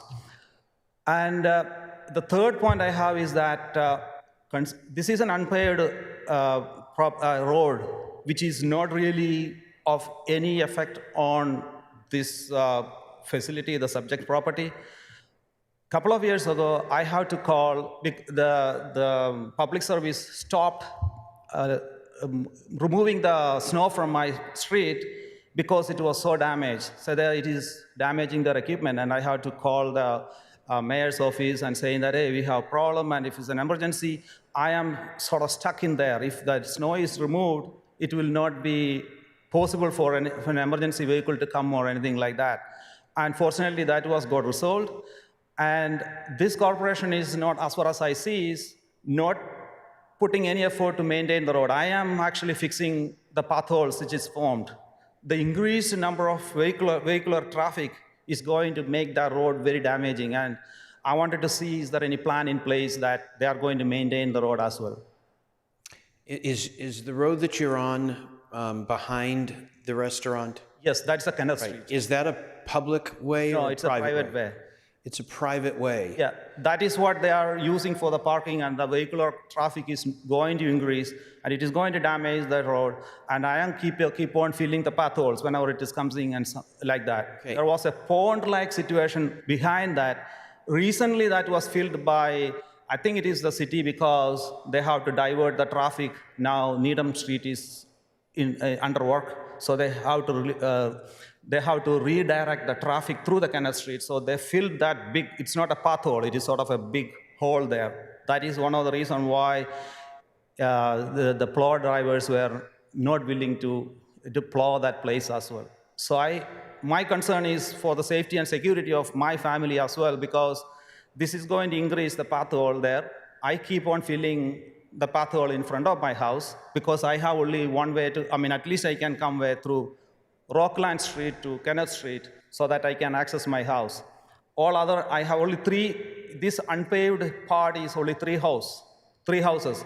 And both the houses are having additional, different way of getting into their house property. I have only Kenneth Street to get access to my property, and I am really concerned that the additional vehicular traffic is going to create problem or safety issue for my family. Okay.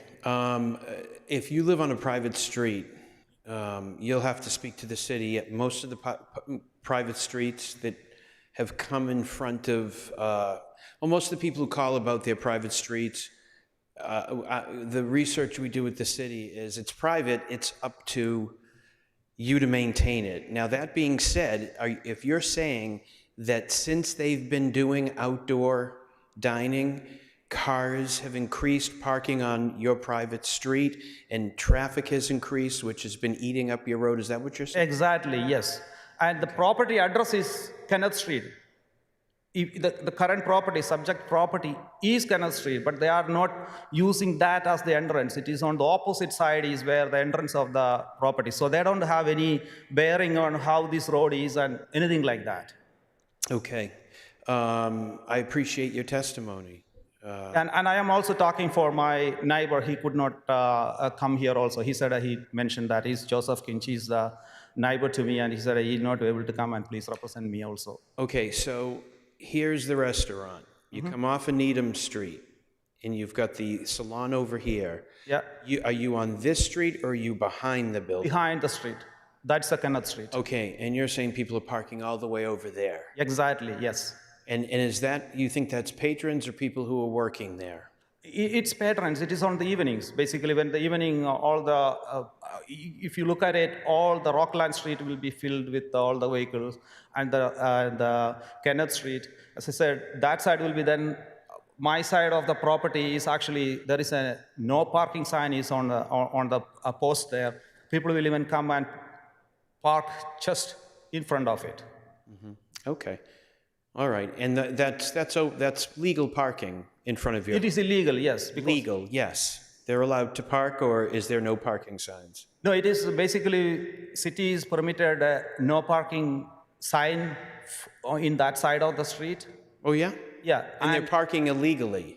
Illegally, yes. Okay, so that's something that you should be, if for some reason they're blocking your driveway, if there's something wrong, I mean, if they're breaking the law, you can call the police if they're parking in a no parking area. That is something you can do. Yeah. What we need to figure out, and let me add here that I went to this restaurant this summer. I will say, food's great. Managers, I a class absolutely agree with that. I also go some once in a while there. And I parked along the side of the building before we get to your street because there were no parking spaces in this lot when I came to dinner. And I parked on the side of the building, and when I went back in, that's when I saw the sign. I think we got a signage issue here because the sign that says park over in the other lot, you don't see till you're at the door of the restaurant. Now, maybe I missed some other signage, but I left my car there on the side. I was already in. I'm like, well, I'll learn that next time I know there's overflow parking. So I think there may be an issue with proper signage, letting people know. And when I looked over at that lot, it was empty. So I could have parked there and not on the side of that road. As well as other people, I'm sure, find it full. So, Mr. Fishman, maybe there's a better job they could do with pointing people to that open lot as you get to the lot, not on the front door of the restaurant. But thank you for your testimony. And also, I would like to see them doing the maintenance of the road because it is a private street, because it need to be filled with pathway filling and related things, which I am doing because it is only access for me. They are not doing anything, and I didn't even have their address or anything. I didn't contact them, to be fair with them. But it was not taken care of by any means. Mr. Fishman, is this property on that road, frontage on this private way? So the back of the building, as you rightly indicated, is Kenneth Street, which is a private road that's not in very good condition. Yeah. I did want to add that the signage, I think you made a good point about the salon next door and directing people. The operator is available to answer or elaborate, but what the restaurant has found is that with the outdoor seating, indoor seating is diminished, particularly on nice days or days that people, feel they want to be outside. So it's not to say that it's a total balance, but when you're outside, there's a reduction inside. The other is that we looked at the availability of parking at various times during the day, and there was always some space available on the lot. And we also looked at the salon spaces, and there were a lot of spaces at night there, so that people who are parking in the back, we haven't identified those people yet. Okay, and just for the, Mr. Temple, please help if I'm wrong here, but for the private street issue, if you front on the street as well, the maintenance of that street is on the owners of the street. And if the restaurant is having overflow parking and is one of the owners of that street, then it would be good for them to get together with all of the people on the street and speak about that. I think that there's an opportunity to push this parking, overflow parking, to where it should go, which is not on your street, but in that empty lot that does seem to always have availability. So we're trying to make it better for you as we consider this petition. Okay? Ms. Guerin. Thank you, Councilor Lipoff. I would want to just start by saying that I wish District 118 the best, and I want them to be successful with their outdoor dining. But I would be amiss, particularly Attorney Fishman, if I didn't approach you to say it's 6 months before that you have proceeded with seeking a special permit. I know you started back about 2 months ago, but I just want to say that on April 1st, we all were aware of the fact that the governor's orders had gone to Governor Baker had gone and Governor Healy's were then coming in. And unfortunately, we're all well aware of what was happening. And I just find it really insulting as a long-term operator in the city of Newton who spent a ton of money on 3 special permits, that it is okay that when you even spoke today, when you started out, Attorney Fishman, you spoke about it until Councilor Lipoff corrected you to say that you were seeking and you are already operating.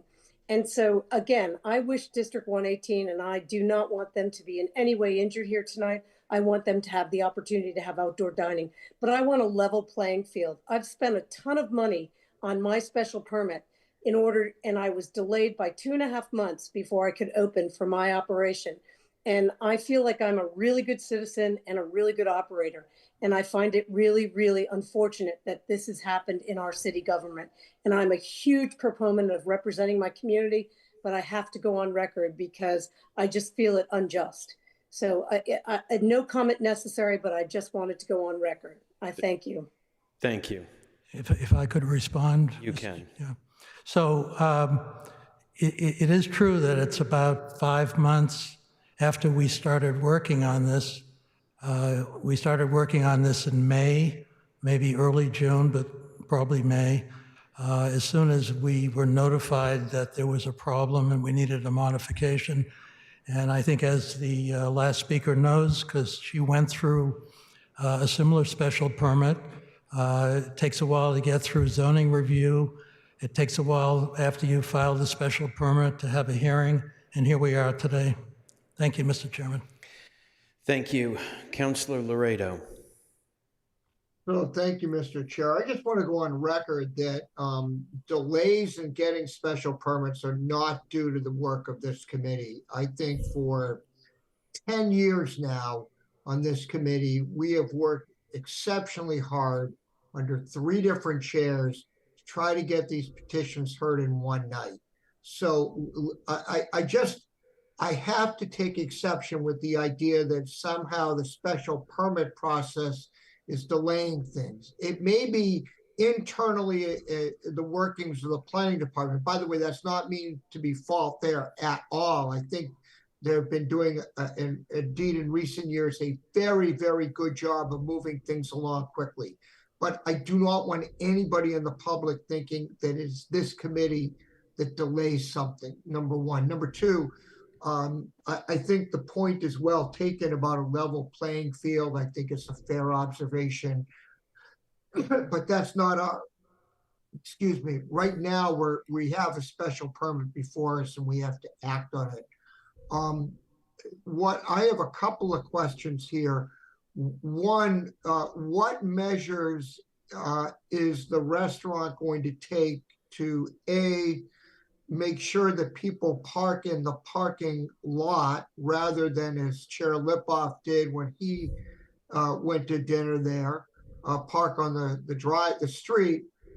Number two, what, if any, measures are you going to take to encourage your employees to use alternative forms of transportation? And then 3, and this is really, I hate to put this on my colleagues from Ward 8, but I do think it might be helpful, Chair Lipoff, if perhaps one of you would speak with the neighbors directly about the whole private road issue. I understand it is extremely tricky, but maybe there's some facilitation that a counselor could help with here. Just a suggestion, but the 2 questions for you, Mr. Fishman, are related to the parking on site and also the employee transport. Thank you, Councilor Laredo. My understanding from the owner, Mr. Solar, is that employees either come by public transportation, they come together, and again, Mr. Solar, if you're on the call, which I know you are, if there's any more specific information on the employees that you have, or Ms. Goyman, if you have anything to add to that, that would be helpful. Again, you'll have to unmute, Josh. Mr. Fishman in particular is if I'm not looking for, a transportation demand management plan for a single restaurant. I think that's frankly somewhat onerous, but if there is availability of parking on site as opposed to on the private road, I would think you'd want to park on site and have your employees do so. And also encourage them to take alternative means of transport if available. So I think the point was made by Chairman Lipoff that pointing to the overflow lot, which is the adjoining salon that has allowed us to park on that site over actually the last 10 or 11 years, probably a better signage would be one way of doing it. We have not had any indication that employees park in the back. And I guess the only comment I'd make about the back, I haven't been there recently, but in the last couple of months I was there. I don't think that people who use the restaurant would necessarily want to park on that. It's somewhat of a rough road portion, and I think they'd rather park, in the front. Now, whether they're doing that at night, we don't believe they are, but we'll start to monitor that and follow up on it. Well, I think we could incorporate some very straightforward concepts in a council order that would build in more than just a representation by you, Mr. Fishman. No doubt of your veracity, but you're not going to be there in 6 months or a year or 2 years. And if it's part of an order and it's not too onerous, it seems to me it's appropriate. I'll leave it at that. Thank you very much, Mr. Chair. Thank you. It's always good to see you, Mr. Fishman. Same here, Councilor Laredo. Thank you, Councilor Kelly. Thank you. I think one of the few good things that came out of COVID-19 was the expansion of outdoor dining. So I appreciate why District 118 is trying to do that, and other restaurants too. I too have dined there. I have tried to dine there and been unable to park. And I feel badly, honestly, for Mr. Solar, the owner, that the front building is empty. In the meantime, it does free up some parking. And this is a decision that the restaurant will have to make, whether you give up those 8 spaces for parking. Because unlike Dungarren's, we've heard from Shauna Guerin, who raised a certain protocol and equity issue, which I'll get to later. Here, even as shown in the signatures that Mitch Fishman showed, as I quickly looked at that page, very few of them were local. They were out of town, mainly people who have to drive to the restaurant. Dungarren's does have a lot of people who walk to their restaurant from the neighborhood. Granted, a lot of people who drive too, but for me, anyway, I live in West Newton. This is a destination restaurant. I need a car to get there. But again, that's something for the owners and the managers to discern. I think the issue that Shauna Guerin raised is prevalent because we don't really like to be here granting forgiveness for things that have happened before getting permission. And I know, Mr. Fishman, you actually do know about this in your many years of qualified, respected experience on the Board of Aldermen. It's not that it's taken you 6 months, it's that they actually did something. They installed, they deleted those parking spaces and installed on-site dining, which was probably wonderful in the summer. But, you know, I'll just speak for myself. I don't really like it when that's what we have to address. Like, you guys have gone ahead and done something without approval. As Councilor Laredo said, however, that's where we are now. The resident who spoke about the parking on the private way, which then the residents are responsible for, and as a former homeowner on a private way, I understand what that might involve, is definitely something I would like us to look into. Like, if diners are going to be, and perhaps employees are going to be parking on that private way and causing damage that's going to cause, you know, extract financial commitment from the homeowners, I think something needs to be done about that. Again, I'm sorry about the vacancy of the front building, though that does free up some parking spaces. I'm a little worried about the private way. You pre-did this, which, you know, leads me to think, why? You have representation of someone who should have known better. And I love the outdoor dining. I don't really have an end view here. I just want to throw all those concerns out, and we'll see where it goes tonight. Thank you. Mr. Temple, are you with us? Yes, Chair. Just a quick question, and I don't expect you to necessarily have this off the top of your head. Am I right to believe that that the residents of a private way, well, this may be a through street. Do they have any rights to shut down the parking to just residents because they own the street? What are the rules and regulations with parking on a private way? Yeah, I don't think I'd be comfortable answering that now. That's something that others in my office have more knowledge of than me, and that we would have to answer offline. But I think if the residents have questions about what can and cannot be done on a private way, they can either reach out to the law department or DPW on that. Okay, that's great. Or you could have somebody who knows this and has some cheat sheet on it, get it to me. Okay, just an overview of the do's and don'ts. And sir, my email is rlipoff@newtonma.gov, rlipof@newtonma.gov, and you connect with me, and I'll forward along the do's and don'ts for a private street. What's possible? Okay. RLIPOF is in Frank @newtonma.gov. Thank you, Mr. Temple. Okay, I will say this. I feel the same way Councilor Kelly does about asking to validate something you're already doing. Is it because that outdoor dining was open during COVID legally, and did you just leave it while you were getting approval?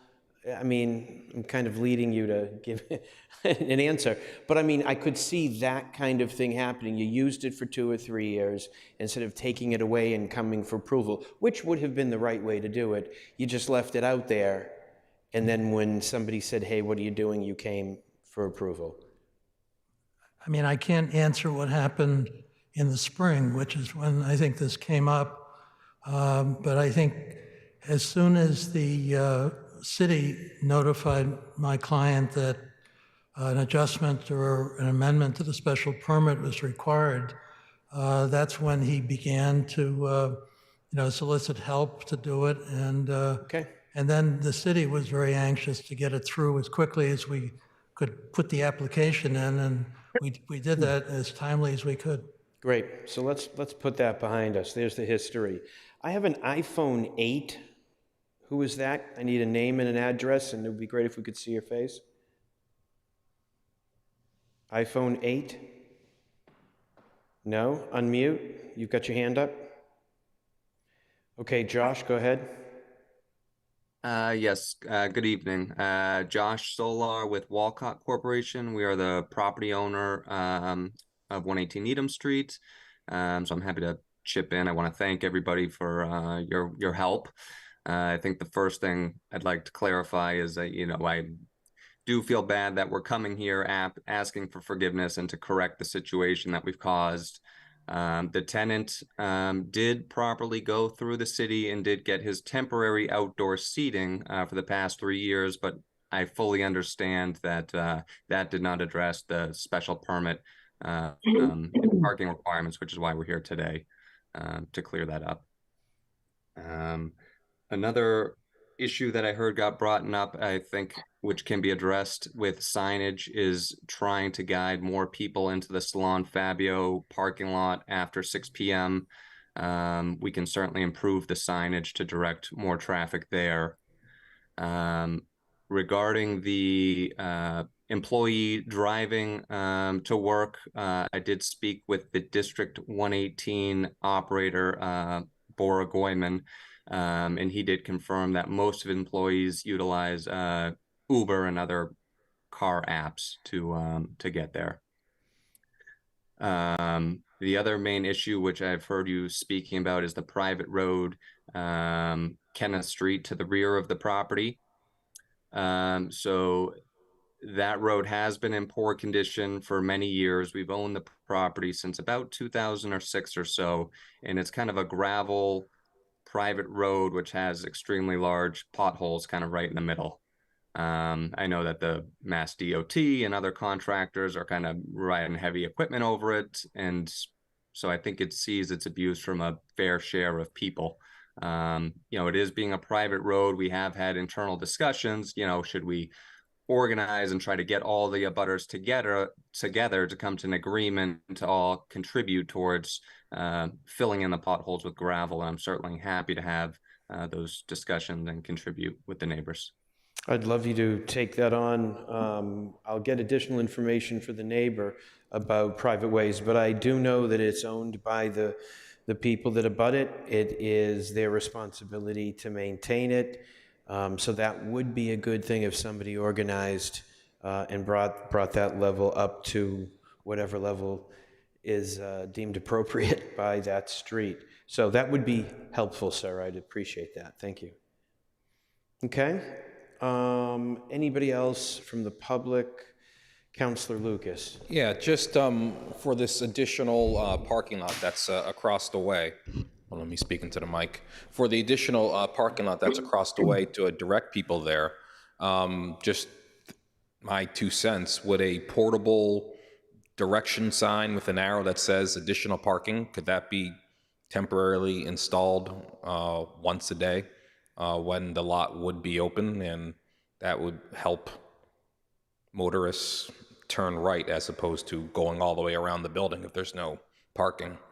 To Mr. Solar, if you could answer that, or Mr. Fishman. I would want to see the site, but I think that, a temporary signage that can be brought out during the day and brought in at night is fine with us. Yeah. Perhaps we put one at the entrance of the salon parking lot and then another one, on our property with an arrow pointing that direction. They are pretty close. Yeah, and take a look at this site. Anything you can do to direct people over there before they, because a sign on the door, near the door, does no good. People park where they park, come in, they're not going to go back and get their car and then put it in that other lot. So anything to help, yeah. Mr. Chair, can I just add to that? I really don't want us to, I think Councilor Lucas's suggestion is fine, but I really don't think we ought to be trying to on the fly figure out what works or not. I think far better to put a condition in the board and the council order that requires them to take certain measures as appropriate. There's an array of them that could be effective. And at least run it by the planning department for approval or sign off beforehand. And that would be far more effective, and I think would allow us, a little bit more creativity perhaps and some more effectiveness. Yeah, you're all saying the same thing. We all want the petitioner to look at put up wayfinding signs that are going to point people to the right place, so that You want a motion to approve it, to close the public hearing and approve, Mr. Chair, since it's your ward? Sure. I'll make the motion. Okay, thank you. And I don't see any other hands up. We have a motion to close the public hearing. All in favor, say aye. Aye. Opposed, abstentions, the public hearing is closed. We have a motion to approve by Councilor Laredo. Can we take a look at a council order? Ms. Kemet? Yes. So for proposed findings, 1, the site in a mixed-use district is an appropriate location for the amendment to special permit 17298 Parens 2 and request a parking waiver because adequate parking is available to meet the needs of the site without constructing additional stalls, and public transportation is available. 2, the requested amendment and waiver will not adversely affect the neighborhood because allowing some of the parking stalls on the site to be used for outdoor dining will activate the streetscape. 3, the requested amendment and parking waiver will not create a nuisance or serious hazard to vehicles or pedestrians because the existing curb cuts will remain unchanged. 4, access to the site over streets is appropriate for the types and number of vehicles involved. And 5, literal compliance with the required amount of parking is in the public interest because constructing 25 additional parking stalls would require a substantial increase in impervious paving on the site. Can I just ask a question, Mr. Chair? Yes, go ahead. Well, remind me, besides the bus that I think runs fairly infrequently, what's the nearest public transit? It would be the Newton Highlands train station. How far is that? I don't know. I bet it's under a mile. Councilor Lucas is going to get it for us. I mean, I'll live with it. I don't really feel that's a particularly good definition of what we would consider adequate public transit. I'd rather see it out of there.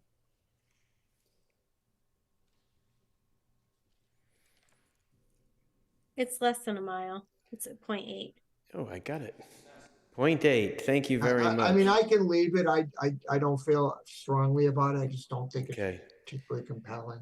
Thank you. And do we want to put into the conditions, Councilor Laredo, right here, something about a review and potential addition of signage to? I would say that the petitioner shall consult with and seek the approval of measures to direct parking elsewhere on the site, and also to encourage alternative transportation by its employees. And I think that with Mr. Temple and planning department, they can work through the language. Great, they can work on number 3 that Mr. Matthews just But I do added. want it to come, I want them to consult with planning and get planning's sign off. Okay, you got that, Mr. Fishman? Mr. We Fishman, did you hear something that? like that the other night, Mr. Chair, with the project on Trowbridge. Right. Did you hear what we want you? Yeah, gets a planning department sign off, right? Yeah. Yeah, you want to work with planning to make sure you increase the signage to point people to the salon parking after 6. Okay. Yeah. Thank you. Chair, also want to mention the 59 literally goes right outside the property on Needham Street. The 59 bus. 59. Yes, Okay, we know that. Thank fair you. enough. Thank you. Okay. Thank you. All right, everybody. Mr. Clerk, call the roll. Counselor Bowen, Counselor Downs, Counselor Greenberg, Aye. Counselor Kelly, Abstain. Counselor Laredo, Aye. Counselor Lipoff, Aye. Counselor Lucas, Aye. Counselor Markowitz. Motion passes. Okay. All right, thank you very much. Nice to see you, Mr. Fishman. Thank you very much. Okay. All right, last item of the night, 311-23, 2202. Commonwealth Avenue LLC, request to allow 4 single-family attached dwellings to waive lot area and the lot area per unit requirements and to allow a driveway and parking within setback distances at 2202 Commonwealth Avenue. Mr. Gleba. All right. Okay, so this is seeking special permit approval to replace a single-family home with 4 single-family attached dwellings. So the zoning relief as shown on the screen, the zoning relief needed is a special permit to allow attached single-family dwellings to waive the minimum lot area. 15,000 square feet is required. The project is 13,696 square feet. To waive the minimum lot area per unit, it has 3,400 roughly, where 4,000 square feet are required is fine. To waive the minimum setback requirement on the left, the east side, that setback is 22 feet instead of the 25 required. And to allow parking within 20 feet of a lot line and a driveway within 10 feet of the side lot line, because there's parking 11.7 feet from the front, 2.5 from the right side, and 7 feet from the rear setback. I should note that for single-family attached dwellings like this, the required setback on all sides is 25 feet. So the criteria to consider is as shown, whether this specific site is an appropriate location for the 4 attached single-family dwellings as designed with that lot area and the lot area per dwelling and that side setback of 22 feet. Whether the proposed 4 attached single-family dwellings is developed and operated with those features will or will not adversely affect the neighborhood. Whether there will be nuisance or serious hazard to vehicles or pedestrians. Whether access over the streets is appropriate for the types and numbers of vehicles involved.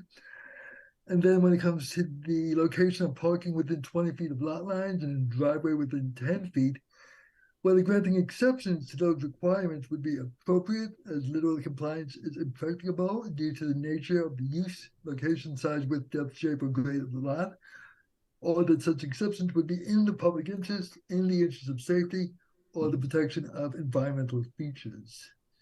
The context here is the site outlined in blue on the south side of Com Ave, across the street from Lions Field. And as you can see, it's in some ways a mixed-use area in some ways, and that is multi-family residential abutting to the left and other various uses in the area as well, in addition to residential. Here's the site plan as is existing. Com Ave is at the top of the drawing of the plan here. You can see the existing house, which would come down, as well as the existing garage and the shed. The proposed site plan is shown as well. You can see the existing house in light gray lines somewhat through this. So you have 4 proposed single-family attached dwelling units. The 22-foot setback, which is less than the required 25, is on, in effect, the east side, kind of the right side of the drawing here. There's 8 parking spaces, 1 each, in the basement level of each of the 4 units, and 4 additional spaces. You see the 2 parallel ones here, close to that side lot line, and 2 others in the rear right of the lot as well, again, close to the side and rear setback. And the space closest to the street is about just under 12 feet from that front property line. And we can see the driveway entrance here. The petitioner clarified with some additional info that the curb cut, I believe, is 16 feet wide in that location. So here are the proposed elevations. The front elevation is at the bottom left, and there is a front door on that facade. The right side, the west side, is where access with cars and the garages are. We can see that in the upper left-hand corner. The other, the east elevation is shown on the upper right side, and the units access their patios at this point, and this is the facade that is 22 feet rather than the required 25 feet from that lot line. and the bottom right is the rear elevation, and parking would be in the lower left-hand corner of this picture, with garages underneath the structure and some spaces in the left-hand side and at the rear as well. We have one perspective provided by the petitioner. This again is the right-hand side where the driveway is, and it shows the access to the basement level garages, each of which hold one car to the unit above. The front door that is visible on the front elevation is on the left-hand side of this drawing. So you do see the driveway width. There was some retaining walls as well, none more than 4 feet in the setback from a recent review of the site plan. The petitioners did submit a landscape plan as is shown here. So again, Common Ave as labeled is on the right-hand side. You see several trees that would be existing, that are existing, and would be retained, 3 in the rear, 1 or so up front. Evergreen trees pretty much delineate the patios of each of the units as shown, and the parking areas on the right-hand side, the west-hand side, would be screened with about a combination of some retaining walls and some low shrubs on the top of those walls. And again, the proposed driveway is kind of on the right-hand side of the lot in this drawing, the top side. A couple of photos. This is the existing house, the view from kind of head on. So you see the existing condition of the lot as well. So that house would come down. Moving over to the view to the left, kind of shows where the existing driveway is. That would be closed. And you do see the multifamily apartment complex to the left there as well. And just for a comparable view of the right-hand side, you can see that here, the existing house to come down. And the left side of this drawing, the new driveway and parking would in effect be in this area on the right side of the property. So that's all we have for now, and hopefully can answer any questions the committee might have. Great, thank you. Lawrence Lee, Mr. Lee, are you here for this? I am here. You are. You know the drill. You don't have to be redundant, but you are more than welcome to say whatever you'd like. Yes, Mr. Chair. For the record, Lawrence Lee, Rosenberg, Friedman, and Lee at 246 Walnut Street. On behalf of the petitioner, I will do my best to supplement and not repeat what Mr. Gleba had presented. If I may share my screen, Mr. Chair. Sure, go ahead. Thank you. Okay, so let me know when you can all see that. We can see it.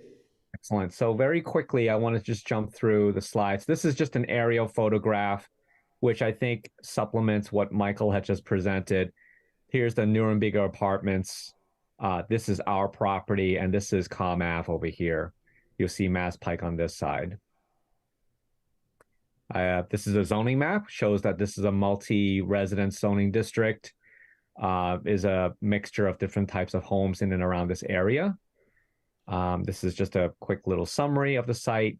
I think this view is actually going to be important just to show this particular intersection is quite busy. This driveway is, you can see here, goes right to the intersection. So that's going to be eliminated, and it's going to be moved further away from the intersection, to which we think is going to be a safer move for us and for the intersection itself. Here's another view that you just saw from Michael's slides, so I'm not going to repeat it.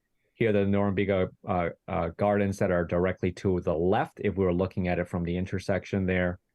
And I think this is going to be important to kind of compare and contrast our project with what would be by right, what's allowed by right. So our FAR is 0.53, and 0.50 with a bonus is allowed by right. And the bonus basically means that you would have to meet so-called new lot requirements.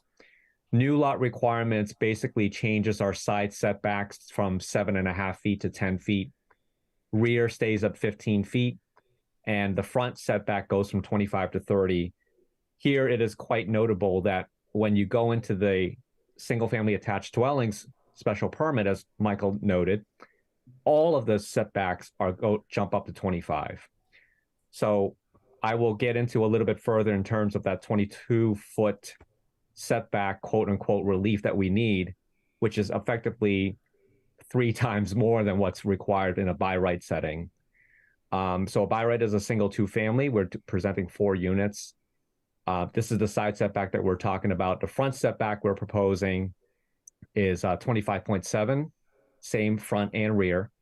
The by right setbacks on the side is only 7.5 feet, and the front is 25 feet with the rear is only 15 feet. Our lot coverage is well under the by right lot coverage. So 30% is the by right lot coverage, which means we can build, in this particular instance, about 6.3% bigger structure or building that could cover the lot. Here we're at 23.7, so we're a lot smaller than the by right option. Open space, we meet the by right, which is 50%. We're at 56.79. All the units are about 3 bedrooms each. Here, the unit sizes of the FAR calculations, units 1, 2, 3, and 4. From an FAR perspective, that's inclusive of the garage, is all under 2,000 square feet. And a by right, I made a note down here, 0.48, so this doesn't even count the bonus, is 6,500 square feet. So you got about 3,300 square feet approximately for each unit. Each by right could have up to 3 car garages. Here's a rendering that Michael didn't have of the property, of the proposed building. Here's another perspective of the same thing. Obviously, this is a computer-generated rendering. It doesn't have all of the landscaping and everything on it. So it's really just to give you an idea what it looks like. He's gone through the elevation, so I'm not going to repeat those. One thing I do want to highlight on the existing condition site plan, it may not be, let me just try to zoom in a little bit here. I think Michael had a very good one on his slide. I do want to show that there's the current encroachment that we currently have by this detached garage that's been there for a long, long time, this shed, as well as part of the pavement. You may not see it on the screen, but it is in the materials that have been filed. This is just under 8 feet wide at the closest corner to our property line. I think when we were looking into the purchasing of this property, we had inquired with the seller about this particular issue. And way back when in the records, and they couldn't find the original, was some communications related to I think it was the city at that point, wanting to cure this issue by deeding some of the land to the property owner at our property. But it never took place. So we have an issue that we would effectively address with this petition by resolving this encroachment. Let's see. Okay. I think this plan also helps visualize how much smaller and condensed we are as compared to a by right. So the blue line is effectively the setback line for the special permit. The building envelope will be a lot bigger if this were a by right development. So this line over here will be a lot closer to this line. Likewise, this line will be a lot closer to our neighbors, the Nuremberg apartments over there.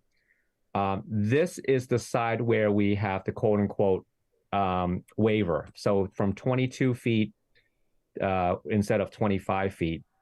One of the reasons we did that is because we wanted to give some maneuvering spaces for the driveway. There's going to be 4 parking spaces, so no parking waivers required. And it is notable that our distance between our neighbor here to this property line is about 30 feet, is 29.5 feet. So we're well above what would be the by right, even if this were a new lot. So I really want to just highlight those. And if you have any questions, feel free to raise them. Thank you. Thank you very much. Anybody from the public that wishes to speak on this petition? Come on up.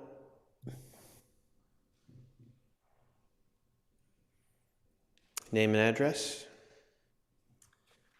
Thank you, Chairman Lipoff.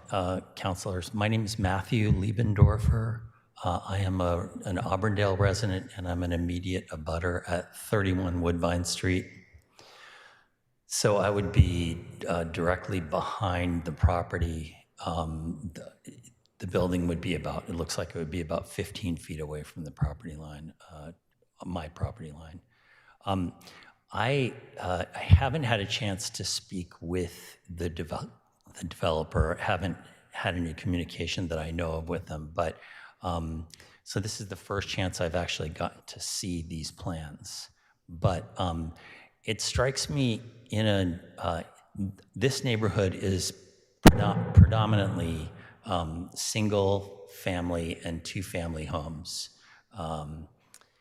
They highlighted a couple of other exceptions on Commonwealth Avenue, but in this particular property, going from a single family home to a 4-unit on that small lot strikes me as significant congestion, and I think it just seems to me that it doesn't really bear all of the additional congestion, the traffic, the amount of noise of 4 different households being out on their patios or their decks.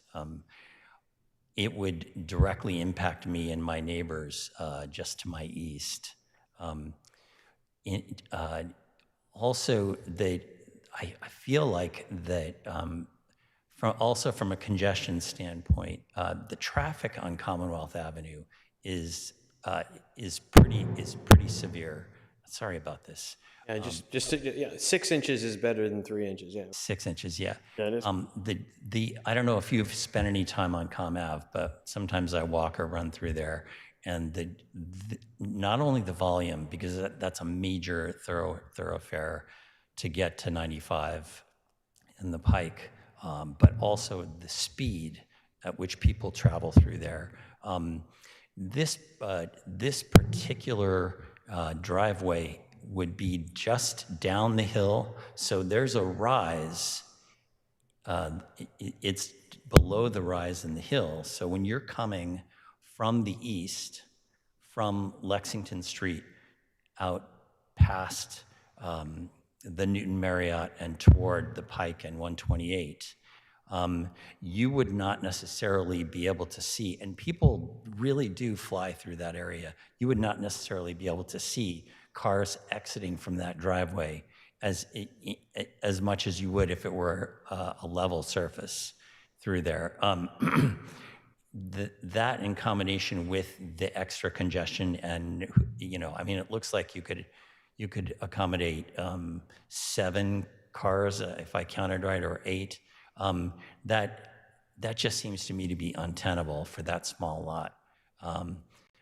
My lot is about twice the area of that lot. It's a 2-family. That kind of thing strikes me as about right for that area. I do have to say, I was pleased to see that they are planning on keeping the trees through there, because that provides a buffer. You've got the park right across the street, you've got the baseball field, and there are also baseball lights through there in the prospect. So this property buffers you from how many units are next door, Mr. Lee? Are you referring to the apartments? Yes. There's about 51, I believe. There's 51 apartments. Okay, Correct. so this is next door to 51 apartments. You are on the other side or behind? So we are, I am kitty corner. So if you put the apartments on the east of 2202, then you have 2202, and I am to the south of kind of the southeast. Yeah, can you see the apartments from your property? A little bit. Okay, thank you. Yeah. Councilor Laredo, are you finished? I'd appreciate the chance to be able to talk to the developer. I haven't talked to Councilor Markowitz yet about this. Okay. Appreciate your Mr. Lee, did you try to reach out to all the abutters? Yes, I did. So back in May, on May 15th, we invited the neighborhood, of which Councilor Krinsmans was in attendance. I have spoken with all the Ward 4 councilors, and we were preparing for this petition, have telephone conferences with Councilor Gentile and Councilor Markowitz. Because of the schedule, it was May 15th. It was a 6 p.m. Zoom evening Zoom call.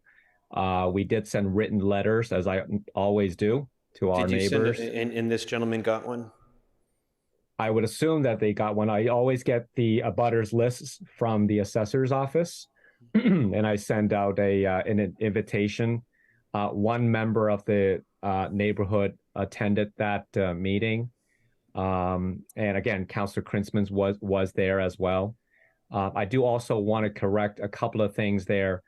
I want to make sure that our rear setback is 25 feet. The proposed rear setback is 25 feet. By right, we can go as close as 15 feet. So I want to get that clear on the record.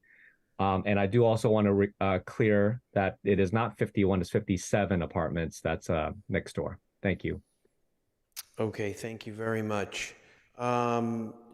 This is Attorney Lawrence Lee from Rosenberg, Friedman, and Lee on Walnut Street in Newton. So if you want to give a call and maybe connect, Mr. Lee, that would be a good thing. Absolutely. Okay. Thank you. All right, thank you. Councilor Laredo. So I have to say I have trouble with this project. You're taking an existing house that looks worn perhaps, but presumably is salvageable. You're completely tearing it down and you're building 4 new units. You talk a lot about the by right alternative. I suppose if you tore the house down and built 2 units, you might be able to build a certain size. But where was the thought to doing what I hear so many of my colleagues advocating for, which is trying to reuse an existing structure? I mean, if this is a large house, I presume it could be divided up into 2 or even 3 units internally, maybe build a modest addition. You're not tearing everything down. You're not building to the edge of the lot lines, and you're preserving an old structure that looks, again, could use some tender loving care, but this is not a property that otherwise would have to be condemned. So I'm having a real problem with this one, Attorney Lee, so try to help me out. I can speak to in terms of the cost of renovating an existing home versus the cost of demolishing a home and building brand new. I know that there is a lot of pitfalls as it relates to renovations of older homes. You could run into a lot of structural issues, termite issues, asbestos, lead paint. All of those things are common issues in terms of restorations. That was one of the things that my client did explore internally. He just find that it was not cost effective to do. And I think as it relates to, I always try to compare what can be done by right versus the special permit as it relates to whether a project is reasonable or not, given the fact that I think we're really adhering mostly, except for the 22-foot side setback, we are condensing the proposed building into the middle of the lot so as to minimize impact on our neighbors, as well as the fact that our lot coverage number is about 6.3% lower than the by right. So effectively, our building is actually smaller as well than a by right building. So really the question is whether you have 4 smaller units or 2 very large units is really the Well, I think the real question is whether a developer would really go ahead and knock down an existing structure only to build 2 units, or whether if they don't get to build 4 units, they try to be a little bit more creative with an existing building. I mean, it just strikes me that, you know, I've heard so often from my colleagues about the importance of preserving existing structures, the carbon cost of demolishing and then building new. And I'm not saying you never demolish an existing building. I would not say that. I don't believe that. But, you know, this is, as at least from the exterior, is an attractive structure that the Historic Commission thought should be preserved. And we're saying, yeah, but too bad. You waited out the demolition delay, knock it down, go ahead, because we think you might knock it down and build to the absolute extremes of what you could build by right. I'll leave it at that. You don't have to respond, Attorney Lee. Those are my thoughts. I'll let others speak. Thank you. Thank you, Mr. Chair. Thank you, Councillor Kelly. Well, I'll admit that when I first read about this, I was feeling more negatively inclined than I am now after the presentation tonight. I was thinking, why not just make the units smaller and pull the building back and not get into the setbacks? I had not fully understood that the units are not huge. And in fact, this is, I think multifamily is consistent in this neighborhood, though I was impacted by the man from Woodbine who spoke, the neighbor, and he does live in a more single and 2-family district. Like right next door is a 57-unit apartment building, and it is along Com Ave. And I'm not opposed to this kind of use here. I think the sizes of the units is reasonable. I very much appreciate moving the driveway further back from that intersection, which is a difficult one. And I'm a little more conflicted, if not positive, tonight after hearing all this than I thought I was going into it. I think given the location, given the sizes of the units, given the look of it, it's not the worst thing. We do not have control over who buys this and what they want to do with it. We have some control over that, but we can't go back and say, as I first thought too, like, this is a perfectly nice house. Why not just leave it? Well, they applied for a demolition delay. Historic looked at it and they said, we would like to preferably preserve it. And this owner or developer, whoever that is, waited it out and now does have a right to do something with it. Would I have maybe preferred it be maintained as in that original form and structure? Maybe, but that's beyond us now. That's really not our call. We can't go back to that. We can't tell this developer to do that. So I've kind of changed my mind tonight as I went into it thinking more negatively, and I'm a lot more open, if not positive, and I look forward to hearing more comments from other people whose hands are up. Thank you. Yes, I will agree with you on where the Vice Chair and I have started the day and where we're ending up. And this is a point that I've made to colleagues of mine that, you know, when we look at the different reliefs that they're asking for, you know, everybody has their pet peeve. Mine is, you know, you got a blank slate here if you're taking the house down. You've got to stay, you know, give us the lot size per unit. There's no reason why you can't fit into that. And then you review a property that is next door to 57 other units. You look at the size of these units coming down to a more reasonable, smaller size. Yes, more units. The parking in the setback that we don't like isn't up against a street. It's up against a lot line. There's a lot of things here that on paper, you know, you raise a red flag. I'm not all ways there right now. I'm not all the way there, but I do see what they're trying to do. And as for what Councilor Laredo just said, I understand how he's feeling and the temperature of people that say, why can't we save properties?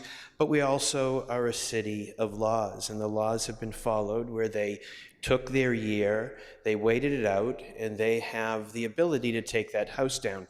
Now, I will quote Councilor Laredo, and what he typically says, and I agree with, is we must look at the by right as well, because, and as we've seen it time and time again, Winchester was one of them, you go and do the two gigantic units and it's not always better, and that is a result that can happen. Councilor Lucas? Thank you, Mr. Chair. Yeah, I too, when I read the memo where it said the Historical Commission wanted the property, they thought it was historically significant, I believe, and you're going to tear it down. I'm disappointed in that. But looking at the project that is in front of us, the 4 units, I think it's a good project. Comparing it to the by right, the 4 units, in my opinion, is superior to the by right option. Your zoning relief is minimal.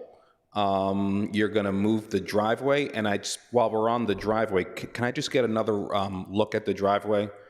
Mr. Lee or Mr. Gleba, whoever can share their screen first. Sure. I just want to look at it again. Yeah, site plan, Mr. Gleba, if that's... I will say, when we talk about what are benefits here from, moving that driveway away from that intersection, I think is a benefit where that was coming out before. That's a personal opinion.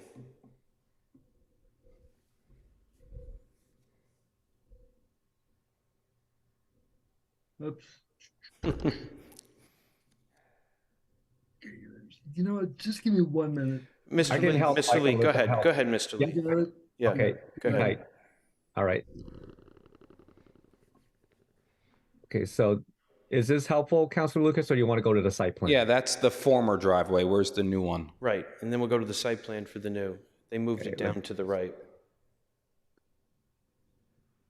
So this will be a site Okay. plan. Maybe the right. landscape will be easier. Here we go. There you go. So, Okay. Yeah. Okay. Just for, how wide is that driveway? 16 feet at the entrance and about 25 feet for at the the middle of it. Yeah. So I mean, one thing, I'm concerned. Just cars making that left-hand turn to go into the driveway, and I believe it's an incline, right? It goes up from ComEd. Yeah. So yeah, I'm just a little, I'm a little concerned that cars entering and then leaving on ComAv. I'm a little concerned about that, but I hope it will be okay.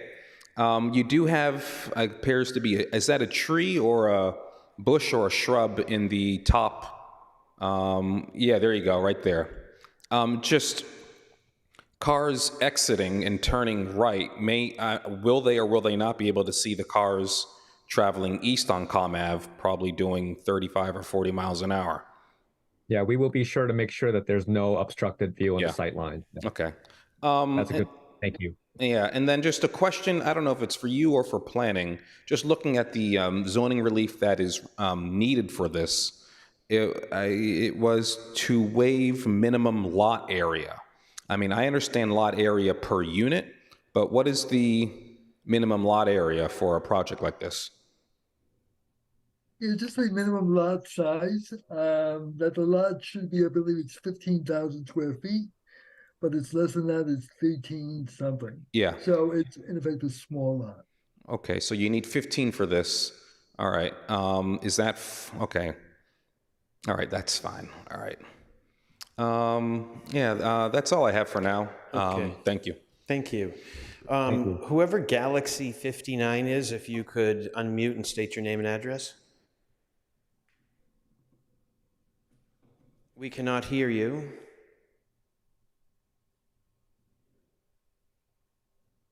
It looks like you are unmuted, but we can't hear you, sir.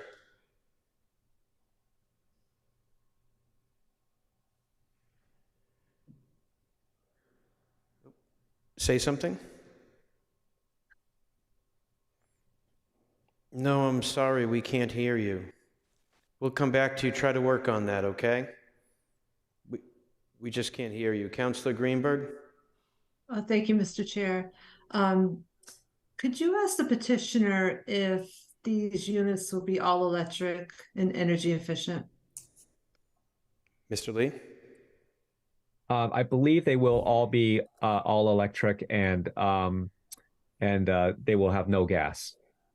Okay. Ariana, So- who is a designer, is on there, and I think she's nodding her head. Good, okay. Okay. Okay, thank you. So I have to agree with what Councillor Kelly said and Councillor Lucas said, that in addition to the smaller unit sizes and the energy efficiency, I'd be more inclined to have the 4 smaller units. Thank you.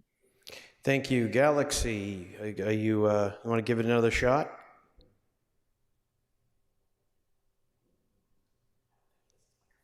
Okay, I don't think you have a microphone or it's not on. So I'm so sorry, sir. You can send an email, you can send something in writing to us. We're happy to get it. Councilor Laredo? So I won't belabor this. I'm going to abstain this evening. I certainly want to speak to my colleagues from Ward 4 because none of them are here this evening, and I want to get their thoughts on this. I appreciate this all electric. That's great, wonderful.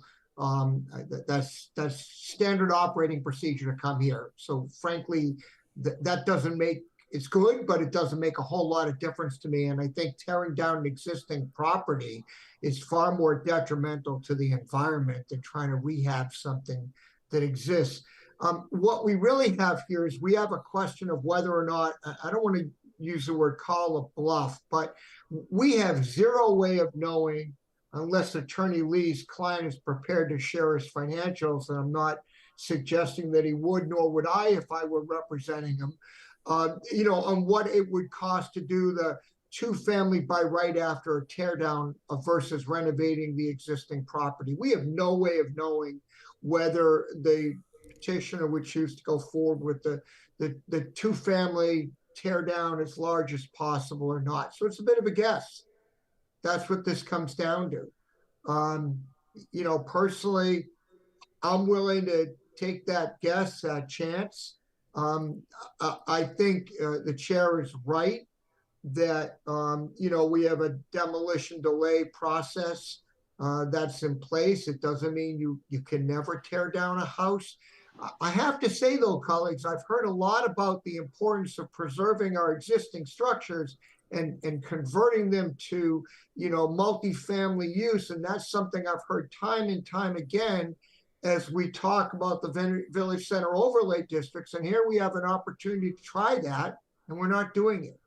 I'll leave it at that. Whatever the will of the committee is the will of the committee. As I said, I haven't made up my mind because I do want to talk to my colleagues from Ward 4. Thank you so much. Okay, thank you. I want to clarify something you just said, because everybody, if we're going to speak to the public at large, you have to understand that we don't have an opportunity here. We don't have an opportunity to make this developer keep the existing property. If you think that somebody who buys a property waits a year for the right to take it down, that they're all of a sudden going to, that ship has sailed, and the responsibility of trying to convince, this is my problem with the whole historic and waiting period. That waiting period is written to take a year and try to convince the owner of that property to not tear it down and do something else. I will tell you that that really doesn't happen very often, or if at all. That what happens is it's a law to keep developers away, and because that year delay is not financially a wonderful thing for somebody who is developing property. So for us to say we have an opportunity to try to keep this home is not true. It's just not true. And we have to deal within the laws and the regulations, and they can take this down and they can do the by right, or we can do what's in front of us or some other iteration. Everything is open to us. If we think it should be 3 units, we can say so. If we think it should be smaller, that's what we need to do. Now, if you want us to hold this until Councilor Markowitz or anybody else from 4 is around to participate, I'm happy to do that. But other than that, you know, nobody should Mr. think that we Chair, have the that would ability to maintain this home. Nobody. Mr. Chair, that would be my personal preference, but I also have respect for my colleagues, and if they all feel very strongly that they just want to go ahead, I'm not going to hold them back.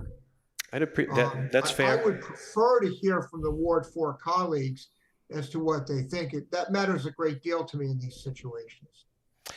But it's the will of the committee, and I'm not looking to unduly delay something. I appreciate that. Thank you so much. Councilor Kelly?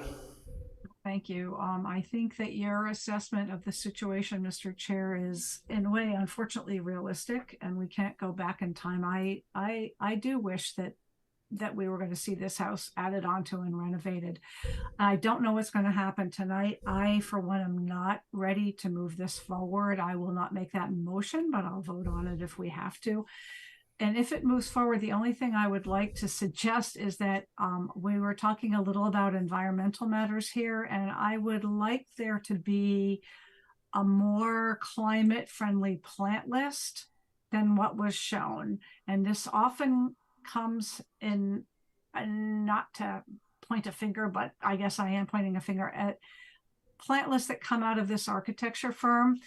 Very little native, low maintenance planting. And I don't say that because I like a pink flower versus a yellow one. I say that because we're looking at climate action, environmental sustainability, and this plant list that was provided does not meet that. I would be happy to help with that. I think planning would, and Mark Welch would. So if it moves forward tonight, I would only vote for that if they would reconsider the plant list that was shown earlier to make it be more climate action friendly. And Okay. That's it.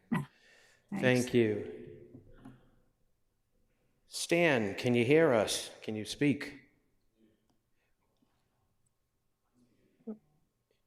Stan, go He's ahead. still muted. Can you? Okay, go ahead, Stan.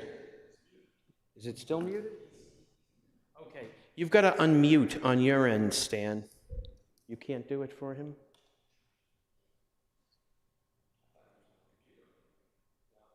Mr. Chair, while we're waiting for Stan, if I may just address Councilor Kelly's request in the meeting. Can you now? Oh, yes, we can, Stan. Go ahead. Okay. Sorry about the technological problem. Some of it's behind these readers. But in any case, I live next door at 2212 Commonwealth Avenue, which is an historic building. It's you haven't seen very much of it. You got a quick glance of it, but in one of the photos, it's the one with the peaked roof.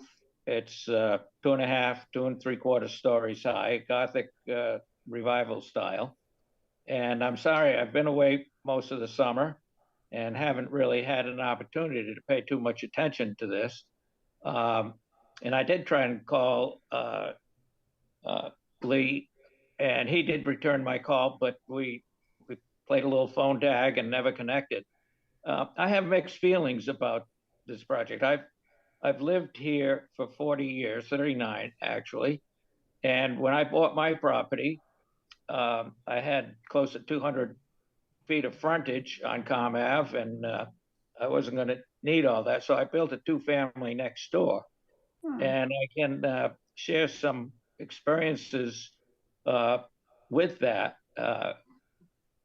And what I did, because of the grade between the home and the street, I have a shared driveway with my neighbors, and that's worked out nice. I have nice neighbors, and we have cross easements and so forth.